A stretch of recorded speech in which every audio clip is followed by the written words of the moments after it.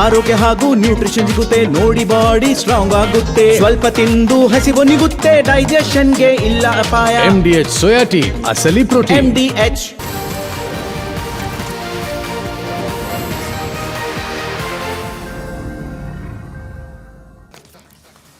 ನಮಸ್ಕಾರ, ನೀವು ನೋಡ್ತಾ ಇದ್ದೀರಾ ಮುಂಜಾನೆ ಮುನ್ನೋಟ. ನಾನು ಅಶ್ವದೇವಿತ್, ನನ್ನ ಜೊತೆ ನನ್ನ ಕೊಲೀಗ್ ಅಶ್ವಿನಿ ದೇವಾಡಿಗ ಕೂಡ ಜಾಯ್ನ್ ಆಗಿದ್ದಾರೆ. Good morning Ashwini. Good morning.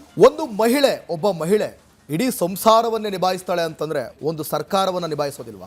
ಅದರಲ್ಲೂ ಯಾಕೆ ಅಟ್ಲೀಸ್ಟ್ ಒಂದು ಖಾತೆ ಕೂಡ ನಿಭಾಯಿಸೋದಿಲ್ವಾ? ಮಹಿಳಾ ಪರ ಸರ್ಕಾರ, ಶಕ್ತಿ ಯೋಜನೆ, ಹಾಗೆ ಹೀಗೆ ಅಂತ ಹೇಳ್ತಿದ್ದಂಥ ಈ ಕಾಂಗ್ರೆಸ್ ಸರ್ಕಾರದಲ್ಲಿ DK ಶಿವಕುಮಾರ್ ಅವರ ಕ್ಯಾಬಿನೆಟ್ನಲ್ಲಿ ಮಹಿಳಾ ಪ್ರಧಾನ ಅಥವಾ ಒಂದೇ ಒಂದು ಖಾತೆಯೂ ಕೂಡ ಇಲ್ಲ.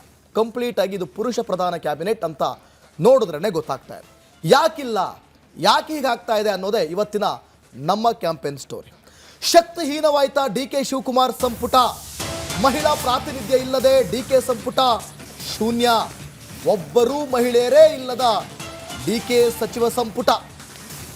MLC ಗಾಯತ್ರಿ ಶಾಂತೇಗೌಡಗೆ ಸಿಗದ ಅವಕಾಶ. ಕೊನೆ ಕ್ಷಣದಲ್ಲಿ ಆದ ಒಂದು ಬದಲಾವಣೆ. ಶಾಸಕಿ ಲಕ್ಷ್ಮೀ ಹೆಬ್ಬಾಳ್ಕರ್ಗೆ DKಶಿ ಸಂಪುಟದಲ್ಲಿಲ್ಲ ಸ್ಥಾನ. ರೂಪಕಲಾ ಶಶಿಧರ್, ಅನ್ನಪೂರ್ಣ ತುಕಾರಾಂ, ನಯನ ಮೋಟಮ್ಮ, ಖನಿಜ ಫಾತಿಮಾಗೆ ಸಿಗದ ಸ್ಥಾನ. ಪುರುಷರೇ ಸಂಪೂರ್ಣವಾಗಿ ತುಂಬಿರುವ DKಶಿ ಸಂಪುಟ. MLC ಗಾಯತ್ರಿ ಶಾಂತೇಗೌಡಗೂ ಕೂಡ ಅವಕಾಶ ಸಿಗಲಿಲ್ಲ. ಅದಕ್ಕೆ ಬೇರೆ ಬೇರೆ ರೀತಿಯ ಕಾರಣಗಳಿವೆ. ಅವರಿನ್ನೂ ಪ್ರಮಾಣ ವಚನ ಸ್ವೀಕರಿಸಿರಲಿಲ್ಲ ಅನ್ನುವಂಥ ವಿಶ್ಲೇಷಣೆಗಳಿವೆ. ಒಂದಷ್ಟು ಮತ ಎಣಿಕೆಯಲ್ಲಿ ತಾಂತ್ರಿಕ ಸಮಸ್ಯೆಗಳಾಗಿದ್ದು, ತದನಂತರದಲ್ಲಿ ಅವರು ಕೋರ್ಟ್ ಆದೇಶ ಬಂದ ನಂತರದಲ್ಲಿ ಇನ್ನೂ ಕೂಡ ಪ್ರಮಾಣ ವಚನ ಸ್ವೀಕರಿಸಿಲ್ಲ. ಹಾಗಾಗಿ ಆ ಕಾರಣಕ್ಕೆ ಕೈ ಬಿಟ್ಟಿದ್ದೇವೆ ಅನ್ನುವಂಥ ಒಂದಷ್ಟು ವಿಶ್ಲೇಷಣೆಗಳು ಕೂಡ ಇವೆ.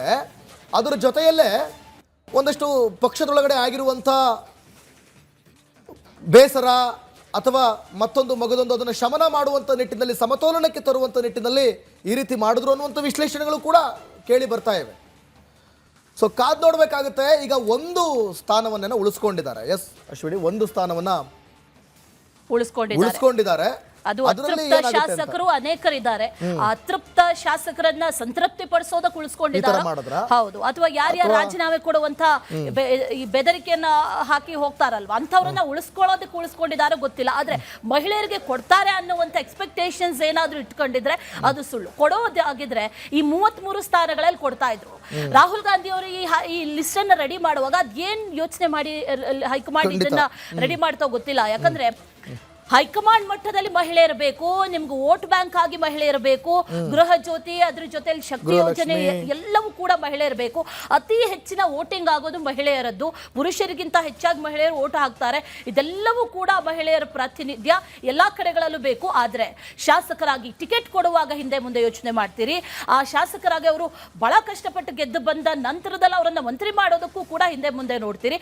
ಜೊತೆಗೆ MLC 1.5 ವರ್ಷ ಅವರು ಲೀಗಲ್ ಫೈಟ್ ಮಾಡಿದ್ರು ಅವರ ಸ್ಥಾನವನ್ನ ಖಚಿತಪಡಿಸ್ಕೊಳ್ಳೋದಕ್ಕೆ. ಬಂದು ಕೊನೆ ಕ್ಷಣದಲ್ಲಿ ಇಲ್ಲ ಅಂತಂದ್ರೆ ಯಾವ ರೀತಿಯ ಮನಸ್ಥಿತಿ, ಕಾಂಗ್ರೆಸ್ ಮನಸ್ಥಿತಿ ಏನು ಅನ್ನೋದು ಇದ್ರಲ್ಲಿ ಬಹಳ ಗೊತ್ತಾಗ್ತಾ ಇದೆ. ಏನ್ ಆಕ್ಚುಲಿ ಮಹಿಳೆಯರನ್ನ ಯಾವ್ದಕ್ಕಾಗಿ ಬಳಸ್ಕೊಳ್ತಾ ಇದ್ದಾರೆ ಅನ್ನೋ ಪ್ರಶ್ನೆ ಇಲ್ಲಿ ಮೂಡ್ತಾ ಇರೋದು. ಒಂದೇ ಒಂದು ಸೀಟ್ ಆದ್ರೂ ಲೋಕಸಭೆ ಮತ್ತು ರಾಜ್ಯ ವಿಧಾನಸಭೆಯಲ್ಲಿ ನಿಮಗೆ ಮಹಿಳಾ ಮೀಸಲಾತಿ 33% ಅಂತ ಹೇಳಿ ಕಲ್ಪಿಸಲಾಗಿದೆ. ಅದನ್ನು ಜಾರಿಗೆ ತಂದಿಲ್ಲ. ಕಲ್ಪಿಸಲಾಗಿದೆ, ಜಾರಿಗೆ ತರುವಂತ ನಿಟ್ಟಿನಲ್ಲಿ ಒಂದಷ್ಟು ಕೇಳಿ ಬರ್ತಾ ಇದೆ. ಒಂದಷ್ಟು ಆಕ್ರೋಶಗಳು, ನಂತರದಲ್ಲಿ ಅದನ್ನು ಮಾಡ್ತೀವಿ ಅಂತ. ಆದ್ರೆ ನಿಮಗೆ ಗ್ರಾಮ ಪಂಚಾಯತಿ ಅಥವಾ ಹಿಂಗೆ ಲೋಕಲ್ ಬಾಡಿ ಎಲೆಕ್ಷನ್ ಇದೆಯಲ್ಲ, ಅಲ್ಲಿ ನಿಮಗೆ 50% ವರೆಗೂ ಕೂಡ ನಿಮಗೆ ಹೋಗ್ಬೇಕು. ಅಂದ್ರೆ ಯಾವುದೇ ಸಂವಿಧಾನಾತ್ಮಕವಲ್ಲ, ಸಂವಿಧಾನಾತ್ಮಕ ಕಾನೂನು ಅಲ್ಲ ಅದು. ಅಲ್ಲೂ ಕೂಡ ನಡೆಯೋದು ಹೇಗಂತಂದ್ರೆ ಮಹಿಳೆಯರನ್ನ ಮುಂದೆ ಇಟ್ಕೊಂಡು ಅದ್ರ ಹಿಂದೆ ಅವ್ರ ಅಣ್ಣನೋ ತಮ್ಮನೋ ಗಂಡನೋ ಇಡೀ ಗ್ರಾಮ ಪಂಚಾಯತ್ ಅನ್ನ ನಡೆಸೋದನ್ನ ನಾವು ನೋಡಿದೀವಿ, ಕೇಳಿದೀವಿ. ಅದಕ್ಕೆ ಅದು 50% ಆಗಿದೆ ಈ ಗ್ರಾಮ ಪಂಚಾಯತ್ ಚುನಾವಣೆಗಳಲ್ಲಿ. ಎಲ್ಲೇ ನೋಡಿದ್ರು ಕೂಡ ಇದೇ ರೀತಿ ನಡೀತಾ ಇರೋದಾದ್ರೆ DK ಶಿವಕುಮಾರ್ ಅವರು ಹೇಳ್ತಾರೆ ಅವರ ರಾಜಕೀಯ ಗುರು SM ಕೃಷ್ಣ ಅವರು ಅಂತ. ಬಹುಶಃ SM ಕೃಷ್ಣ ಅವರಿದ್ದಂತ ಕಾಲದಲ್ಲಿ 3 ಈ ಸಚಿವ ಸ್ಥಾನವನ್ನ ಕೊಟ್ಟಿದ್ರು. ಅದೇ ಮ್ಯಾಕ್ಸಿಮಮ್ ಅಂತ ಅನ್ಸುತ್ತೆ. ಅಟ್ಲೀಸ್ಟ್ ರಾಜಕೀಯ ಗುರು ಅಂತ ಕನ್ಸಿಡರ್ ಮಾಡುವಂತ SM ಕೃಷ್ಣ ಅವರ ಹಾದಿಯಲ್ಲಾದ್ರೂ ನಡೆಯೋದಕ್ಕೆ ಯೋಚನೆ ಮಾಡಬೇಕಿತ್ತು DK ಶಿವಕುಮಾರ್ ಅವರು. ಬೇರೆ ರೀತಿಯಲ್ಲಿ ಇರುತ್ತೆ ಈ ಬಾರಿಯ ಸಂಪುಟ ಅನ್ನೋದನ್ನ ಹೇಳಲಾಗಿತ್ತು, ಯಂಗ್ಸ್ಟರ್ಸ್ ಇರ್ತಾರೆ ಅನ್ನೋದನ್ನ ಹೇಳಲಾಗಿತ್ತು. ಕೊನೆಗಾಗಿದ್ದೇನು, ಅಥವಾ ಇಲ್ಲಿ ಎಲ್ಲೋ ಒಂದ್ ಕಡೆ ಏನಾದ್ರೂ ಲೂಪ್ ಹೋಲ್ಸ್ ಇದೆಯಾ? ಮಹಿಳೆಯರನ್ನ ನೀವು ಆಯ್ಕೆ ಮಾಡಿದ್ರಲ್ಲ ಟಿಕೆಟ್ ಕೊಡೋದಕ್ಕೆ, ಅವರಲ್ಲಿ ಏನಾದ್ರೂ ಲೂಪ್ ಹೋಲ್ಸ್ ಇದೆಯಾ? ಹಾಗಾದ್ರೆ ಅವರು ಸಮರ್ಥರಲ್ವಾ? ಹಾಗಾದ್ರೆ ಅಸಮಾಧಾನಿತರನ್ನ ಸಮಾಧಾನ ಮಾಡೋದ್ರಲ್ಲೇ ಕಾಲ ಕಳೀತಾ ಇದ್ದಾರೆ. ಒಂದು ಸಚಿವ ಸಂಪುಟ ವಿಸ್ತರಣೆ ಸಿಕ್ಕಾಪಟ್ಟೆ ಲೇಟ್ ಆಗೋಯ್ತು. ಅದ್ರ ನಡುವೆ ಈಗ ಉಳ್ಕೊಂಡ್ರದ್ ಒಂದು ಸೀಟು, ಅದು ಮಹಿಳೆಯರಿಗೆ ಕೊಟ್ಟಿಲ್ಲ. 33% ಬೇಡ, ಅಟ್ಲೀಸ್ಟ್ 1% ಇಲ್ಲ. ಸೊ ಅದ್ರ ನಡುವೆ ಒಂದು ಉಳಿಸ್ಕೊಂಡಿದ್ದಾರೆ. ಅದರಲ್ಲೂ ಕೂಡ ಈಗ ನೀವು ಹೇಳ್ದಂಗೆ ಅಸಮಾಧಾನಿತರನ್ನ ಸಮತೋಲನ ಮಾಡೋದಕ್ಕೆ ಉಳಿಸ್ಕೊಂಡಿದ್ದಾರಾ ಅನ್ನುವಂಥ ಪ್ರಶ್ನೆ ನಿರ್ಮಾಣ ಆಗುತ್ತೆ. ಗೊತ್ತಿಲ್ಲ, ಒಂದ್ ವೇಳೆ ಆ ಜಾಗಕ್ಕೆ ಮಹಿಳೆ ಬರಲಿಲ್ಲ ಅಂತಂದ್ರೆ ಅದು ಬೇರೆ ಯಾವ ರೀತಿ ಟರ್ನ್ ಆಗ್ಬೋದು ನಮಗೂ ಗೊತ್ತಿಲ್ಲ. ಸೊ ಅದಕ್ಕೆ ನಾವು ನಿಮ್ಗೆ ಎಚ್ಚರಿಸುವಂತ ಕೆಲಸವನ್ನು ಕೂಡ ಮಾಡ್ತಾ ಇದೀವಿ. ಸೊ ಎಸ್, ಗೃಹ ಜ್ಯೋತಿಗೆ ಬೇಕು, ಗೃಹಲಕ್ಷ್ಮಿ ಶಕ್ತಿ ಯೋಜನೆಗೆ ಬೇಕು, ಹೀಗೆ ಮಹಿಳೆಯರ ಹೆಸರಲ್ಲಿ ಗ್ಯಾರಂಟಿ ಯೋಜನೆಗಳನ್ನ ಜಾರಿಗೆ ತಂದಂಥ ರಾಜ್ಯ ಕಾಂಗ್ರೆಸ್ ಸರ್ಕಾರದ ಸಂಪುಟದಲ್ಲಿ ಸ್ತ್ರೀ ಪ್ರಾತಿನಿಧ್ಯವೇ ಶೂನ್ಯವಾಗಿದೆ. ಸಿಎಂ ಡಿಕೆ ಶಿವಕುಮಾರ್ 2.0 ಸಂಪುಟದಲ್ಲಿ ಒಬ್ಬರು ಕೂಡ ಮಹಿಳೆಯರೇ ಇಲ್ಲ, ಬರೀ ಪುರುಷರೇ, ಸಂಪೂರ್ಣ ಪುರುಷಮಯವಾಗಿ ತುಂಬಿದೆ ಮಂತ್ರಿಮಂಡಲ. ಆ ರೀತಿ ರಚನೆ ಆಗಿದೆ. ಅದರ ಬಗ್ಗೆ ಒಂದು ಡೀಟೇಲ್ ವರದಿ ಇದೆ, ನೋಡ್ಕೊಂಡು ಬನ್ನಿ.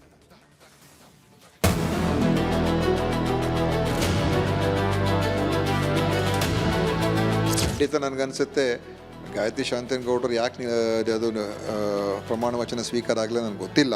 ಯಾಕಂದರೆ ಸಾಮಾಜಿಕ ನ್ಯಾಯ ಅಂತ ಹೇಳಿದ್ರೆ ಎಲ್ಲರೂ ಇರಬೇಕು.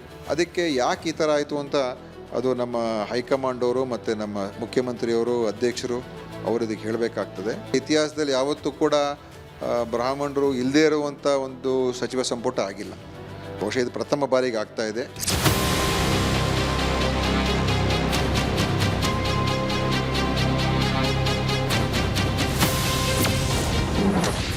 ಮಹಿಳೆಯರೇ ಇಲ್ಲದ ಡಿಕೆಶಿ ಸಚಿವ ಸಂಪುಟ, ಪುರುಷರೇ ತುಂಬಿರುವ ಶಿವಸೈನ್ಯ 2.0. ಡಿಕೆ ಶಿವಕುಮಾರ್ ಎಂಬ ಹೆಸರಿನಾದ ನಾನು ಜೂನ್ 3, 2026ರಂದು ಡಿಕೆ ಶಿವಕುಮಾರ್ ಕರ್ನಾಟಕ ರಾಜ್ಯದ ಮುಖ್ಯಮಂತ್ರಿಯಾಗಿ ಪ್ರಮಾಣ ವಚನ ಸ್ವೀಕರಿಸಿದರು. ಆದರೆ ಅಂದು ಕೂಡ ಒಬ್ಬರು ಶಾಸಕಿಯರಿಗೆ ಮಂತ್ರಿ ಸ್ಥಾನ ಸಿಕ್ಕಿರಲಿಲ್ಲ. ಇದೀಗ ಡಿಕೆ ಸಂಪುಟ 2.0ನಲ್ಲೂ ಕೂಡ ಮಹಿಳೆಯರಿಗೆ ಪ್ರಾತಿನಿಧ್ಯ ನೀಡಿಲ್ಲ. ಸ್ತ್ರೀ ಶಕ್ತಿ ಇಲ್ಲದ ಸಂಪುಟವಾಗಿದೆ.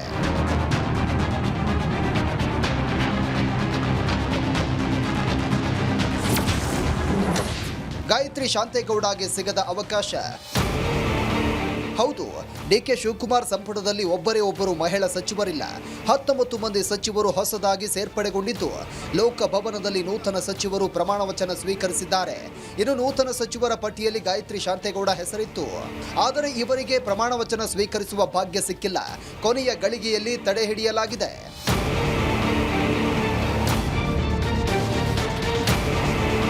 ಇನ್ನು ಶಾಸಕಿ ಲಕ್ಷ್ಮೀ ಹೆಬ್ಬಾಳ್ಕರ್ ಸಿದ್ದರಾಮಯ್ಯ ಅವರ ಸಂಪುಟದಲ್ಲಿ ಸಚಿವೆಯಾಗಿದ್ರು.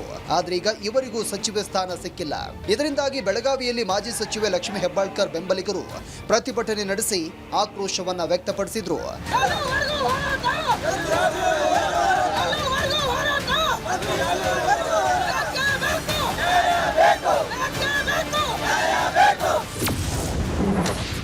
ಸ್ತ್ರೀ ಶಕ್ತಿ ಇಲ್ಲದ ಕ್ಯಾಬಿನೆಟ್. ಡಿಕೆ ಶಿವಕುಮಾರ್ ಸಂಪುಟದಲ್ಲಿ ಮಹಿಳಾ ಪ್ರಾತಿನಿಧ್ಯ ಶೂನ್ಯವಾಗಿದೆ. ಲಕ್ಷ್ಮೀ ಹೆಬ್ಬಾಳ್ಕರ್, ರೂಪಕಲಾ ಶಶಿಧರ್, ಉಮಾಶ್ರೀ, ಗಾಯತ್ರಿ ಶಾಂತೇಗೌಡ, ನಯನ ಮೋಟಮ್ಮ, ಅನ್ನಪೂರ್ಣ ತುಕಾರಾಂ, ಕನೀಜ್ ಫಾತಿಮಾ, ಹೀಗೆ ಇಷ್ಟು ಮಹಿಳಾ ಶಾಸಕಿಯರಿದ್ದರೂ ಒಬ್ಬರಿಗೂ ಮಂತ್ರಿ ಸ್ಥಾನ ಸಿಕ್ಕಿಲ್ಲ. ಉಪ ಸಭಾಪತಿಯಾಗಿ ಉಮಾಶ್ರೀ ಅವರನ್ನ ನೇಮಿಸಿದ್ದು, ಸಂಪೂರ್ಣವಾಗಿ ಡಿಕೆಶಿ ಸಂಪುಟದಲ್ಲಿ ಪುರುಷರೇ ತುಂಬಿದ್ದಾರೆ.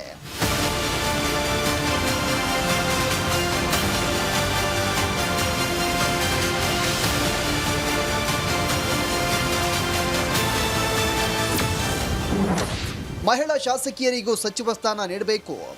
ಗಾಯತ್ರಿ ಶಾಂತೇಗೌಡರ ಮಂತ್ರಿ ಸ್ಥಾನ ತಡೆ ಹಿಡಿದಿರೋದು ಯಾಕೆ ಅಂತ ನನಗೆ ಗೊತ್ತಿಲ್ಲ. ಆದರೆ ಮಹಿಳೆಯರಿಗೆ ಅವಕಾಶ ನೀಡಬೇಕು ಅಂತ ಮಾಜಿ ಸಚಿವ ದಿನೇಶ್ ಗುಂಡೂರಾವ್ ಹೇಳಿದ್ದಾರೆ.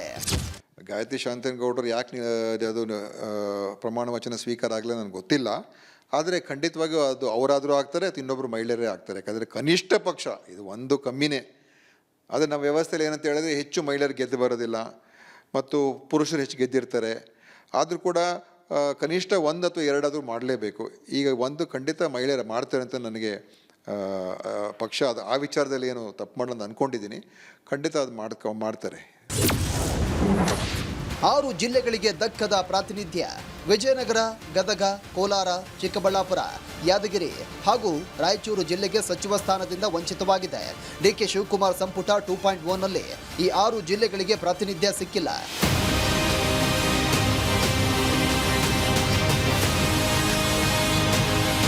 ಇನ್ನು ಸಂಪುಟ ರಚನೆಯಲ್ಲಿ ಅಲ್ಪಸಂಖ್ಯಾತರಿಗೆ ಹೆಚ್ಚು ಪ್ರಾಶಸ್ತ್ಯ ನೀಡಲಾಗಿದೆ. ರಿಜ್ವಾನ್ ಅರ್ಷದ್, ಜಮೀರ್ ಖಾನ್ಗೆ ಮಂತ್ರಿ ಪಟ್ಟ ಸಿಕ್ಕಿದೆ. ಸಲೀಂ ಅಹಮದ್ಗೆ ಪರಿಷತ್ ಸಭಾಪತಿ ಸ್ಥಾನ ನೀಡಲಾಗಿದೆ. ಹೀಗಾಗಿ ಉಳಿದ ಸಮುದಾಯಗಳಿಗೆ ಎಷ್ಟೊಂದು ಪ್ರಾತಿನಿಧ್ಯ ಸಿಕ್ಕಿಲ್ಲ. ಜಾತಿ, ಪ್ರದೇಶವಾರು, ಸಮುದಾಯವಾರು ಸಮತೋಲನ ಮಾಡಿಲ್ಲ ಅನ್ನೋ ಆರೋಪವೂ ಕೂಡ ಕೇಳಿಬಂದಿದೆ.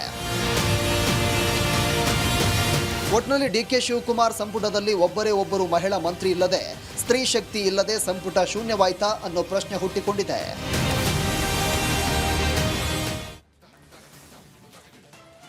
ಈ ಗಮನಿಸ್ತಾ ಇದ್ವಿ ದಿನೇಶ್ ಗುಂಡೂರಾವ್ ಅವರ ಒಂದು ಸ್ಟೇಟ್ಮೆಂಟ್, ಅತಿ ಹೆಚ್ಚಿನ ಶಾಸಕರಿಲ್ಲ ಅಂತ ಹೇಳ್ತಾ ಇದ್ರು ಮಹಿಳೆಯರಲ್ಲಿ. ಯಾಕೆ ಕೊಟ್ಟಿಲ್ಲ ಅಂತ ಪ್ರಶ್ನೆ ಕೇಳಿದ್ರೆ ಈ ಉತ್ತರ. ನಿನ್ನೆ ಗಾಯತ್ರಿ ಶಾಂತೇಗೌಡ ಅವರ ಒಂದು ಬೈಟನ್ನು ಗಮನಿಸಿದಾಗ ನಂಗೆ ಭಾಳ ಬೇಸರ ಆಯಿತು. ಯಾಕಂತಂದ್ರೆ ಅವರು ಅವರ ಅಭಿಪ್ರಾಯವನ್ನ ಹೇಳುವಂಥ ನಿಟ್ಟಿನಲ್ಲಿ ಒಂದು ಬೈಟ್ ಕೊಡೋದಕ್ಕೆ ಬಂದು ನಿಲ್ತಾ ಇದ್ದೀವಿ. ಆಗ ಹಿಂದ್ಗಡೆಯಿಂದ ಒಂದು ಮೇಲ್ ವಾಯ್ಸ್ ಒಂದೊಂದೇ ವರ್ಡನ್ನು ವರ್ಡ್ ಬೈ ವರ್ಡ್ ಅವ್ರಿಗೆ ಫೀಡ್ ಮಾಡ್ತಾ ಇದ್ದಾರೆ ಹೈಕಮಾಂಡ್ ಮುಂದೆ. ಅಂದ್ರೆ ಅವ್ರು ಅದನ್ನ ಫ್ರೇಮ್ ಮಾಡ್ಕೊಂಡು ಹೇಳಬೇಕು. ಅಂದ್ರೆ ಮಹಿಳೆಯರಿಗೆ ಅವರ ಅಭಿಪ್ರಾಯವನ್ನ ಹೇಳುವಂಥ ಧ್ವನಿಯೂ ಕೂಡ ಕಿತ್ಕೊಂಡಂಗೆ ಆಯ್ತಲ್ಲ. ಅವ್ರಿಗೆ ಏನಾಗಿದೆ, ಅಸಮಾಧಾನ ಆಗಿದೆಯಾ, ಅಥವಾ ಮುಂದಿನ ದಿನಗಳಲ್ಲಿ ಕೊಡ್ತಾರೆ ಅನ್ನೋದು ಅವರ ಅಭಿಪ್ರಾಯನ, ಅಥವಾ ಅವ್ರಿಗೆ ಭರವಸೆ ಇದೆಯಾ, ಏನು ಎತ್ತ ಅವರೇ ಹೇಳಿ ಬಿಡಿ. ಒಂದು 2 ಲೈನ್ ಮಾತಾಡುವಷ್ಟು ಕೂಡ ಒಬ್ಬ ಶಾಸಕರಿಗೆ ಹಾಗಾದ್ರೆ ಅಷ್ಟೊಂದು ಕೆಪಾಬಿಲಿಟಿ ಇಲ್ಲ ಅಂತಂದ್ರೆ ಹಾಗಾದ್ರೆ ನೀವು ಶಾಸಕರಾಗಿ ಆಯ್ಕೆ ಮಾಡಿದ್ದೆ ತಪ್ಪು ಅಂತ ಆಯ್ತಲ್ವಾ? ಡಾಮಿನೇಷನ್ ಇಲ್ಲೇ ನಡೀತಾ ಇದೆಯಲ್ಲ. ಈಗ ನೀವು ಹೇಳಿದ್ರಲ್ಲ, ಅದೇ ಸ್ಟೋರಿಯಲ್ಲೇ ಡಾಮಿನೇಷನ್ ಆಗ್ತಾ ಇದೆಯಲ್ಲ. ಅಲ್ಲೇ ಮಾತಾಡೋಕ್ಕೆ ಬಿಡ್ತಾ ಇಲ್ಲ ಅಂದರೆ ಡಾಮಿನೇಟ್ ತಾನೇ ಮಾಡ್ತಾ ಇರೋದು. ಆಮೇಲೆ ಮಾಜಿ ಆರೋಗ್ಯ ಸಚಿವರು ದಿನೇಶ್ ಗುಂಡೂರಾವ್ ಅವರು ಹೇಳ್ತಾ ಇದ್ದಾರೆ ಜಾಸ್ತಿ ಗೆಲ್ಲೋದಿಲ್ಲ ಅಂತ. ಅಯ್ಯೋ, ಹಂಗಿದ್ಮೇಲೆ ಜಾಸ್ತಿ ನಿಲ್ಲಿಸ್ರಿ, ನೀವು ಸೀಟ್ ಕೊಟ್ಟು ನಿಲ್ಲಿಸ್ರಿ, ಅವಾಗ ಜಾಸ್ತಿನೇ ಗೆಲ್ತಾರೆ. ನೀವು ಜಾಸ್ತಿ ಸೀಟ್ ಕೊಟ್ಟು ನಿಲ್ಸಲ್ಲ, ಅವ್ರು ಜಾಸ್ತಿ ಗೆಲ್ಲಲ್ಲ. ನೀವು ಎಷ್ಟು ಪ್ರಾಶಸ್ತ್ಯ ಕೊಟ್ಟಿದ್ದೀರಾ, ನೀವೇ ಈಗ ಇವರು ಅಶ್ವಿನಿ ಅವ್ರು ಹೇಳ್ದಂಗೆ ಹಿಂದ್ಗಡೆ ನಿಂತ್ಕೊಂಡು ಹೇಳ್ಕೊಡ್ತಾ ಇದ್ದಾರೆ ಹೈಕಮಾಂಡ್ ಮುಂದೆ. ಅವ್ರು ಹೇಳ್ಕೊಟ್ಟಿದ್ದನ್ನು ಅವ್ರು ಹೇಳಬೇಕು ಅಂದರೆ ಮತ್ತೆ ಗೆಲ್ಲೋದು ಯಾವಾಗ? ಅವ್ರಿಗೆ ಮಾತಾಡೋದಕ್ಕೆ ಅವಕಾಶ ಇಲ್ವಲ್ಲ, ಮಾತಾಡೋದಕ್ಕೆ ಅವಕಾಶ ಮಾಡಿಕೊಡ್ತಿಲ್ವಲ್ಲ. ಇನ್ನು ಸಂಪುಟ ಸಚಿವದಲ್ಲಿ ಸ್ಥಾನ ಎಲ್ಲಿಂದ ಕೊಡ್ತೀರಾ? ಮತ್ತು ಜಾಸ್ತಿ ಗೆಲ್ಲೋದಾದ್ರೂ ಹೆಂಗೆ?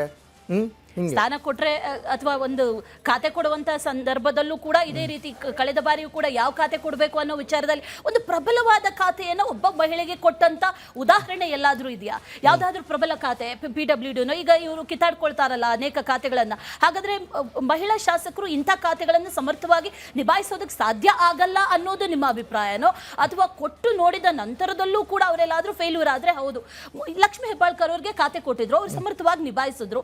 ಗ್ಯಾರಂಟಿ ಯೋಜನೆಗಳ ಸಂದರ್ಭದಲ್ಲಿ ಅದನ್ನ ಯಾವ ರೀತಿ ಬ್ಯಾಲೆನ್ಸ್ ಮಾಡಬೇಕು ಇದೆಲ್ಲವನ್ನೂ ಕೂಡ ಮಾಡಿದ್ರು. ಒಂದು ಎಕ್ಸಾಂಪಲ್ ಸೆಟ್ ಮಾಡಿದ್ದಾರೆ. ಸರಿ, ಅವ್ರಿಗೆ ಕೊಡಬೇಕಿತ್ತ, ಅವ್ರಿಗೆ ಕೊಡಬಹುದಿತ್ತು, ಆದ್ರೆ ಅದು ಕೂಡ ಆಗಿಲ್ಲ. ಅನೇಕ ಹೆಸರುಗಳು ಕೇಳಿ ಬಂದವು, ಆದ್ರೆ ಅದು ಕೂಡ ಆಗಿಲ್ಲ. ಯಾವುದು ಕೂಡ ಆಗಿಲ್ಲ ಅಂತಂದ್ರೆ ಸರ್ಕಾರದಲ್ಲಿ ಹಾಗಾದ್ರೆ ಮಹಿಳೆಯರ ಸ್ಥಾನಮಾನ ಏನು ಅನ್ನೋದನ್ನ ಅವರೇ ತೋರಿಸ್ಕೊಟ್ಟಂಗೆ ಆಗಿದೆ ಒಂದು ಕಡೆಯಲ್ಲಿ. ಮತ್ತೊಂದು ಕಡೆಯಲ್ಲಿ ಹಾಗಾದ್ರೆ ಸಮರ್ಥರಾದ ನಾಯಕರು ಇಲ್ವಾ ಅಂತ ಕೇಳೋದಾದ್ರೆ ಕೇಂದ್ರದಿಂದ ಹಿಡಿದು ತಳಮಟ್ಟದವರೆಗೂ ಕೂಡ ಅನೇಕ ಮಹಿಳೆಯರು ಸಮರ್ಥವಾಗಿ ನಿಭಾಯಿಸಿದಂಥವ್ರು ಅನೇಕರಿದ್ದಾರೆ. ರಾಷ್ಟ್ರಪತಿಯಿಂದ ಹಿಡಿದು ಕೇಂದ್ರ ಸಚಿವರನ್ನ ಹಿಡಿದು ಅನೇಕರಿದ್ದಾರೆ. ಇವರೆಲ್ಲರೂ ಕೂಡ ಒಂದು ಎಕ್ಸಾಂಪಲ್ ಅನ್ನ ಸೆಟ್ ಮಾಡಿದ್ದಾರೆ. ಇನ್ನು ಕರ್ನಾಟಕದಲ್ಲಿ ಮೊದಲ ಮಹಿಳಾ CM, ಅದಂತೂ ಇತಿಹಾಸ. ಅದು ಇತಿಹಾಸ ಅಲ್ಲ. ಈಗ ನೋಡಿ, ತಮಿಳ್ನಾಡಲ್ಲೇ ಆಯ್ತಪ್ಪ, ಜಯಲಲಿತಾ CM ಆದ್ರಪ್ಪ. ಈಗ ನೀವು ಕೇಂದ್ರ ಸಚಿವೆ ಅಂತ ಹೇಳ್ತಾ ಇದ್ರಿ, ನಿರ್ಮಲಾ ಸೀತಾರಾಮನ್ ಇಲ್ವೇ? ಫಸ್ಟ್ ಆಫ್ ಆಲ್ ನನಗೊಂದು ಆಸೆ ಇದೆ ಅಶ್ವಿನಿ, ಇಡೀ ಕರ್ನಾಟಕದಲ್ಲಿ ನೋಡಿ, ಈಗ ತಮಿಳ್ನಾಡಲ್ಲಿ ಆದಂಥ ಬದಲಾವಣೆ ಕರ್ನಾಟಕದಲ್ಲಿ ಅದು ಕಾಣಲಿಕ್ಕೆ ಕಷ್ಟ ಇದೆ. ಬಟ್ ಆದ್ರೂ ಆಸೆಗಳನ್ನ ಹೇಳ್ಕೊಳ್ಳೋದ್ರಲ್ಲಿ ತಪ್ಪಿಲ್ಲ. ಯಾಕೆ ಒಂದು 70% ಮಹಿಳೆಯರೇ ತುಂಬಿದ ಸರ್ಕಾರ ಇರಬಾರ್ದು ವಿತ್ CM? ಅವಾಗ ಹೆಂಗಿರ್ಬೋದು ಅಂತ ಬಹಳ ಕುತೂಹಲ. ಒಂದು 10% ಆದ್ರೂ ಇರ್ಲಿ ಅನ್ನೋದು ಆಶಯ. ಆದ್ರೆ ಈ ರೀತಿ ಸಂಪುಟ ರಚನೆ ಆಗ್ತಾ ಹೋದ್ರೆ ಮುಂದಿನ ದಿನಗಳಲ್ಲಿ ಹಾಗಾದ್ರೆ ಎಷ್ಟು ಪ್ರಾತಿನಿಧ್ಯ ಕೊಡ್ಬೋದು ಅನ್ನುವಂಥ ಪ್ರಶ್ನೆ. ಮಹಿಳೆಯರು ಸಮರ್ಥವಾಗಿ ನಿಭಾಯಿಸೋದಿಲ್ಲ ಅನ್ನೋದು ಅಥವಾ ಅಸಮರ್ಥರು ಅನ್ನೋದನ್ನ ಭಾವಿಸಿದೆಯೋ ಸರ್ಕಾರ ಗೊತ್ತಿಲ್ಲ. ಒಂದೇ ಒಂದು ಈಗ ಉಳಿಸ್ಕೊಂಡಿದ್ದಾರೆ, ಅದು ಯಾರಿಗೆ ಕೊಡ್ತಾರೆ? ಮಹಿಳೆಯರಿಗೆ ಕೊಡಬೇಕು ಅನ್ನುವಂಥದ್ದು ಇರೋದು. ಆದರೆ ಈ ಗಾಯತ್ರಿ ಶಾಂತೇಗೌಡರ ವಿಚಾರದಲ್ಲೂ ಕೂಡ ಅದೇ ರೀತಿ ಆಯಿತು. ಸಿದ್ದರಾಮಯ್ಯನವರು ಆಗಲೇಬಾರ್ದು ಅನ್ನುವಂಥ ನಿಟ್ಟಿನಲ್ಲಿ ಹಠ ಹಿಡಿದು ಕೂತಿದ್ರು ಅನ್ನುವಂಥದ್ದು. ವಾಟ್ ಎವರ್ ಏನೇ ಹಿಂದ್ಗಡೆಯಿಂದ ಆಗಿದ್ರೂ ಕೂಡ ರಾಹುಲ್ ಗಾಂಧಿ ಅವರು ಇದ್ರ ಬಗ್ಗೆ ಗಮನ ಹರಿಸಬೇಕಿತ್ತು. ಕೇಂದ್ರದಲ್ಲಿ ಇಂದಿರಾ ಗಾಂಧಿ ಅವರಿಂದ ಮುನ್ನಡೆಸಲ್ಪಟ್ಟಂಥ ಪಕ್ಷ ಇದು. ಇಂದಿರಾ ಗಾಂಧಿ, ಸೋನಿಯಾ ಗಾಂಧಿ ಇವರೆಲ್ಲ ಇರುವಂತಹ ಸಂದರ್ಭದಲ್ಲಿ ಅವರೆಲ್ಲ ಸಮರ್ಥವಾಗಿ ನಿಭಾಯಿಸ್ತಾ ಇದ್ದಾರೆ ಅನ್ನೋದಾದ್ರೆ ಇಲ್ಲಿ ಪ್ರಾತಿನಿಧ್ಯ, ಸ್ಥಳೀಯ ಮಟ್ಟದಲ್ಲಿ ಪ್ರಾತಿನಿಧ್ಯ ಯಾಕಿಲ್ಲ ಅನ್ನುವಂತ ಪ್ರಶ್ನೆಯನ್ನ ಈಗ ಪ್ರತಿಯೊಬ್ಬರು ಕೂಡ ಕೇಳುವಂತ ಹೇಳ್ತಾ ಇದ್ರಿ. ಅಸಮರ್ಥರು ಅಂತ ಅನ್ಕೊಂಡ್ಬಿಟ್ಟಿದ್ದಾರೆ ಅಂತ. ಈಗ ನೀವು ಅಖಾಡಕ್ಕೆ ಇಳಿದ ಮೇಲೆ ತಾನೇ ಗೊತ್ತಾಗೋದು ನೀವು ಸಮರ್ಥರ ಅಸಮರ್ಥರ ಅಂತ. ನೀವು ಅಖಾಡಕ್ಕೂ ಇಳಿಸ್ತಾ ಇಲ್ಲ, ಅವಕಾಶನೂ ಕೊಡ್ತಾ ಇಲ್ಲ, ಮತ್ತು ಅಸಮರ್ಥರ ಸಮರ್ಥರ ಅಂತ ನೀವು ಹೆಂಗೆ ಡಿಸೈಡ್ ಆಗ್ತೀರಾ? ಸೊ ಇಲ್ಲೂ ಕೂಡ ನೀವು ಡಾಮಿನೇಷನ್ ಮಾಡ್ತಾ ಇದ್ದೀರಾ ಅಂತಾನೆ ಅರ್ಥ. ಎಸ್, ರಿಪಬ್ಲಿಕ್ ಕನ್ನಡದ ಧ್ಯೇಯವಾಕ್ಯ ನಿಮ್ಮ ಧ್ವನಿ ಜನರ ಅಭಿಪ್ರಾಯಕ್ಕೆ ಒಂದು ಮುಕ್ತ ವೇದಿಕೆಯನ್ನ ರಿಪಬ್ಲಿಕ್ ಕನ್ನಡ ಪ್ರತಿದಿನವೂ ಕೂಡ ಒದಗಿಸಿಕೊಡ್ತಾ ಇದೆ. ಈಗಾಗಲೇ ಸಚಿವ ಸಂಪುಟ ರಚನೆ ಆಗಿದೆ. 34ರಲ್ಲಿ 33 ಜನ ಆಗಿದ್ದಾಗಿದೆ, ಒಂದೇ ಒಂದು ಉಳಿಸ್ಕೊಂಡಿದ್ದಾರೆ. ಆದರೆ ಈ ಶಿವಸೈನ್ಯ 2.0 ನಲ್ಲಿ ಯಾವುದೇ ಶಾಸಕಿಯರಿಗೆ ಹೋಗಲಿ MLCರಿಗೂ ಕೂಡ ಪ್ರಾಧಾನ್ಯತೆ ಸಿಕ್ಕಿಲ್ಲ. ಇದ್ರ ಬಗ್ಗೆ ನಿಮ್ಮ ಅಭಿಪ್ರಾಯ ಏನು? ನಿಮ್ಮ ಅಭಿಪ್ರಾಯ ಬಹಳ ಮುಖ್ಯ. ಮಹಿಳೆಯರೇ ಕರೆ ಮಾಡಿ, ಈ ಬಾರಿ ಪ್ರತಿ ಬಾರಿಯೂ ಕೂಡ ಕರೆ ಮಾಡುವಾಗ ನಾವು ಗಮನಿಸಿದ್ವಿ, ಅನೇಕ ಪುರುಷರು ಕರೆ ಮಾಡ್ತಾರೆ. ಮಹಿಳೆಯರೇ ಕರೆ ಮಾಡಿ ನಿಮ್ಮ ಅಭಿಪ್ರಾಯ ಏನು ಅನ್ನೋದನ್ನ ನಮಗೂ ಕೂಡ ತಿಳಿಸಿ. ಕಾಲ್ ಮಾಡ್ಬೋದು, ಹಾಗೆ ವಾಟ್ಸಪ್ ಕೂಡ ಮಾಡ್ಬೋದು. ಒಂದು 2 ಲೈನಲ್ಲಿ ಬರೆದು ಕಳಿಸಿ. ಜೊತೆಯಲ್ಲಿ ಸೋಷಿಯಲ್ ಮೀಡಿಯಾ ಖಾತೆ ಎಕ್ಸ್ನಲ್ಲೂ ಕೂಡ ನಿಮ್ಮ ಅಭಿಪ್ರಾಯ ಏನು ಇದ್ರ ಬಗ್ಗೆ ನೀವು ತಿಳಿಸ್ಬೋದು ನಮ್ಮ ಜೊತೆ. ಇವತ್ತಿಡೀ ಈ ಅಭಿಯಾನ ನಡೆಯುತ್ತೆ. ಮಹಿಳೆಯರನ್ನ ಯಾವ ರೀತಿ ಹಾಗಾದ್ರೆ ಸರ್ಕಾರ ಬಳಸ್ಕೊಳ್ತಾ ಇದೆ? ಮಹಿಳೆಯರಿಗೆ ಸ್ಥಾನಮಾನ ಕೊಡೋದಕ್ಕೆ ಹಿಂದೇಟ್ ಹಾಕ್ತಾ ಇರೋದು ಯಾಕೆ? ಸಂಪುಟದಲ್ಲಿ ಒಂದು ಸ್ಥಾನಮಾನ ಕೊಟ್ಟಿದ್ದಿದ್ರೆ ಮುಂದೆ ಸಮರ್ಥವಾಗಿ ನಿಭಾಯಿಸ್ತಾರೋ ಇಲ್ವೋ ಅನ್ನುವಂಥದ್ದು ತಕ್ಕಡಿಯಲ್ಲಿ ಹಾಕಿ ತೂಗ್ದಂಗೆ ಆಗ್ತಾ ಇತ್ತು. ಆದ್ರೆ ಆ ರೀತಿ ಆಗಿಲ್ಲ ಅನ್ನುವಂಥ ವಿಚಾರ.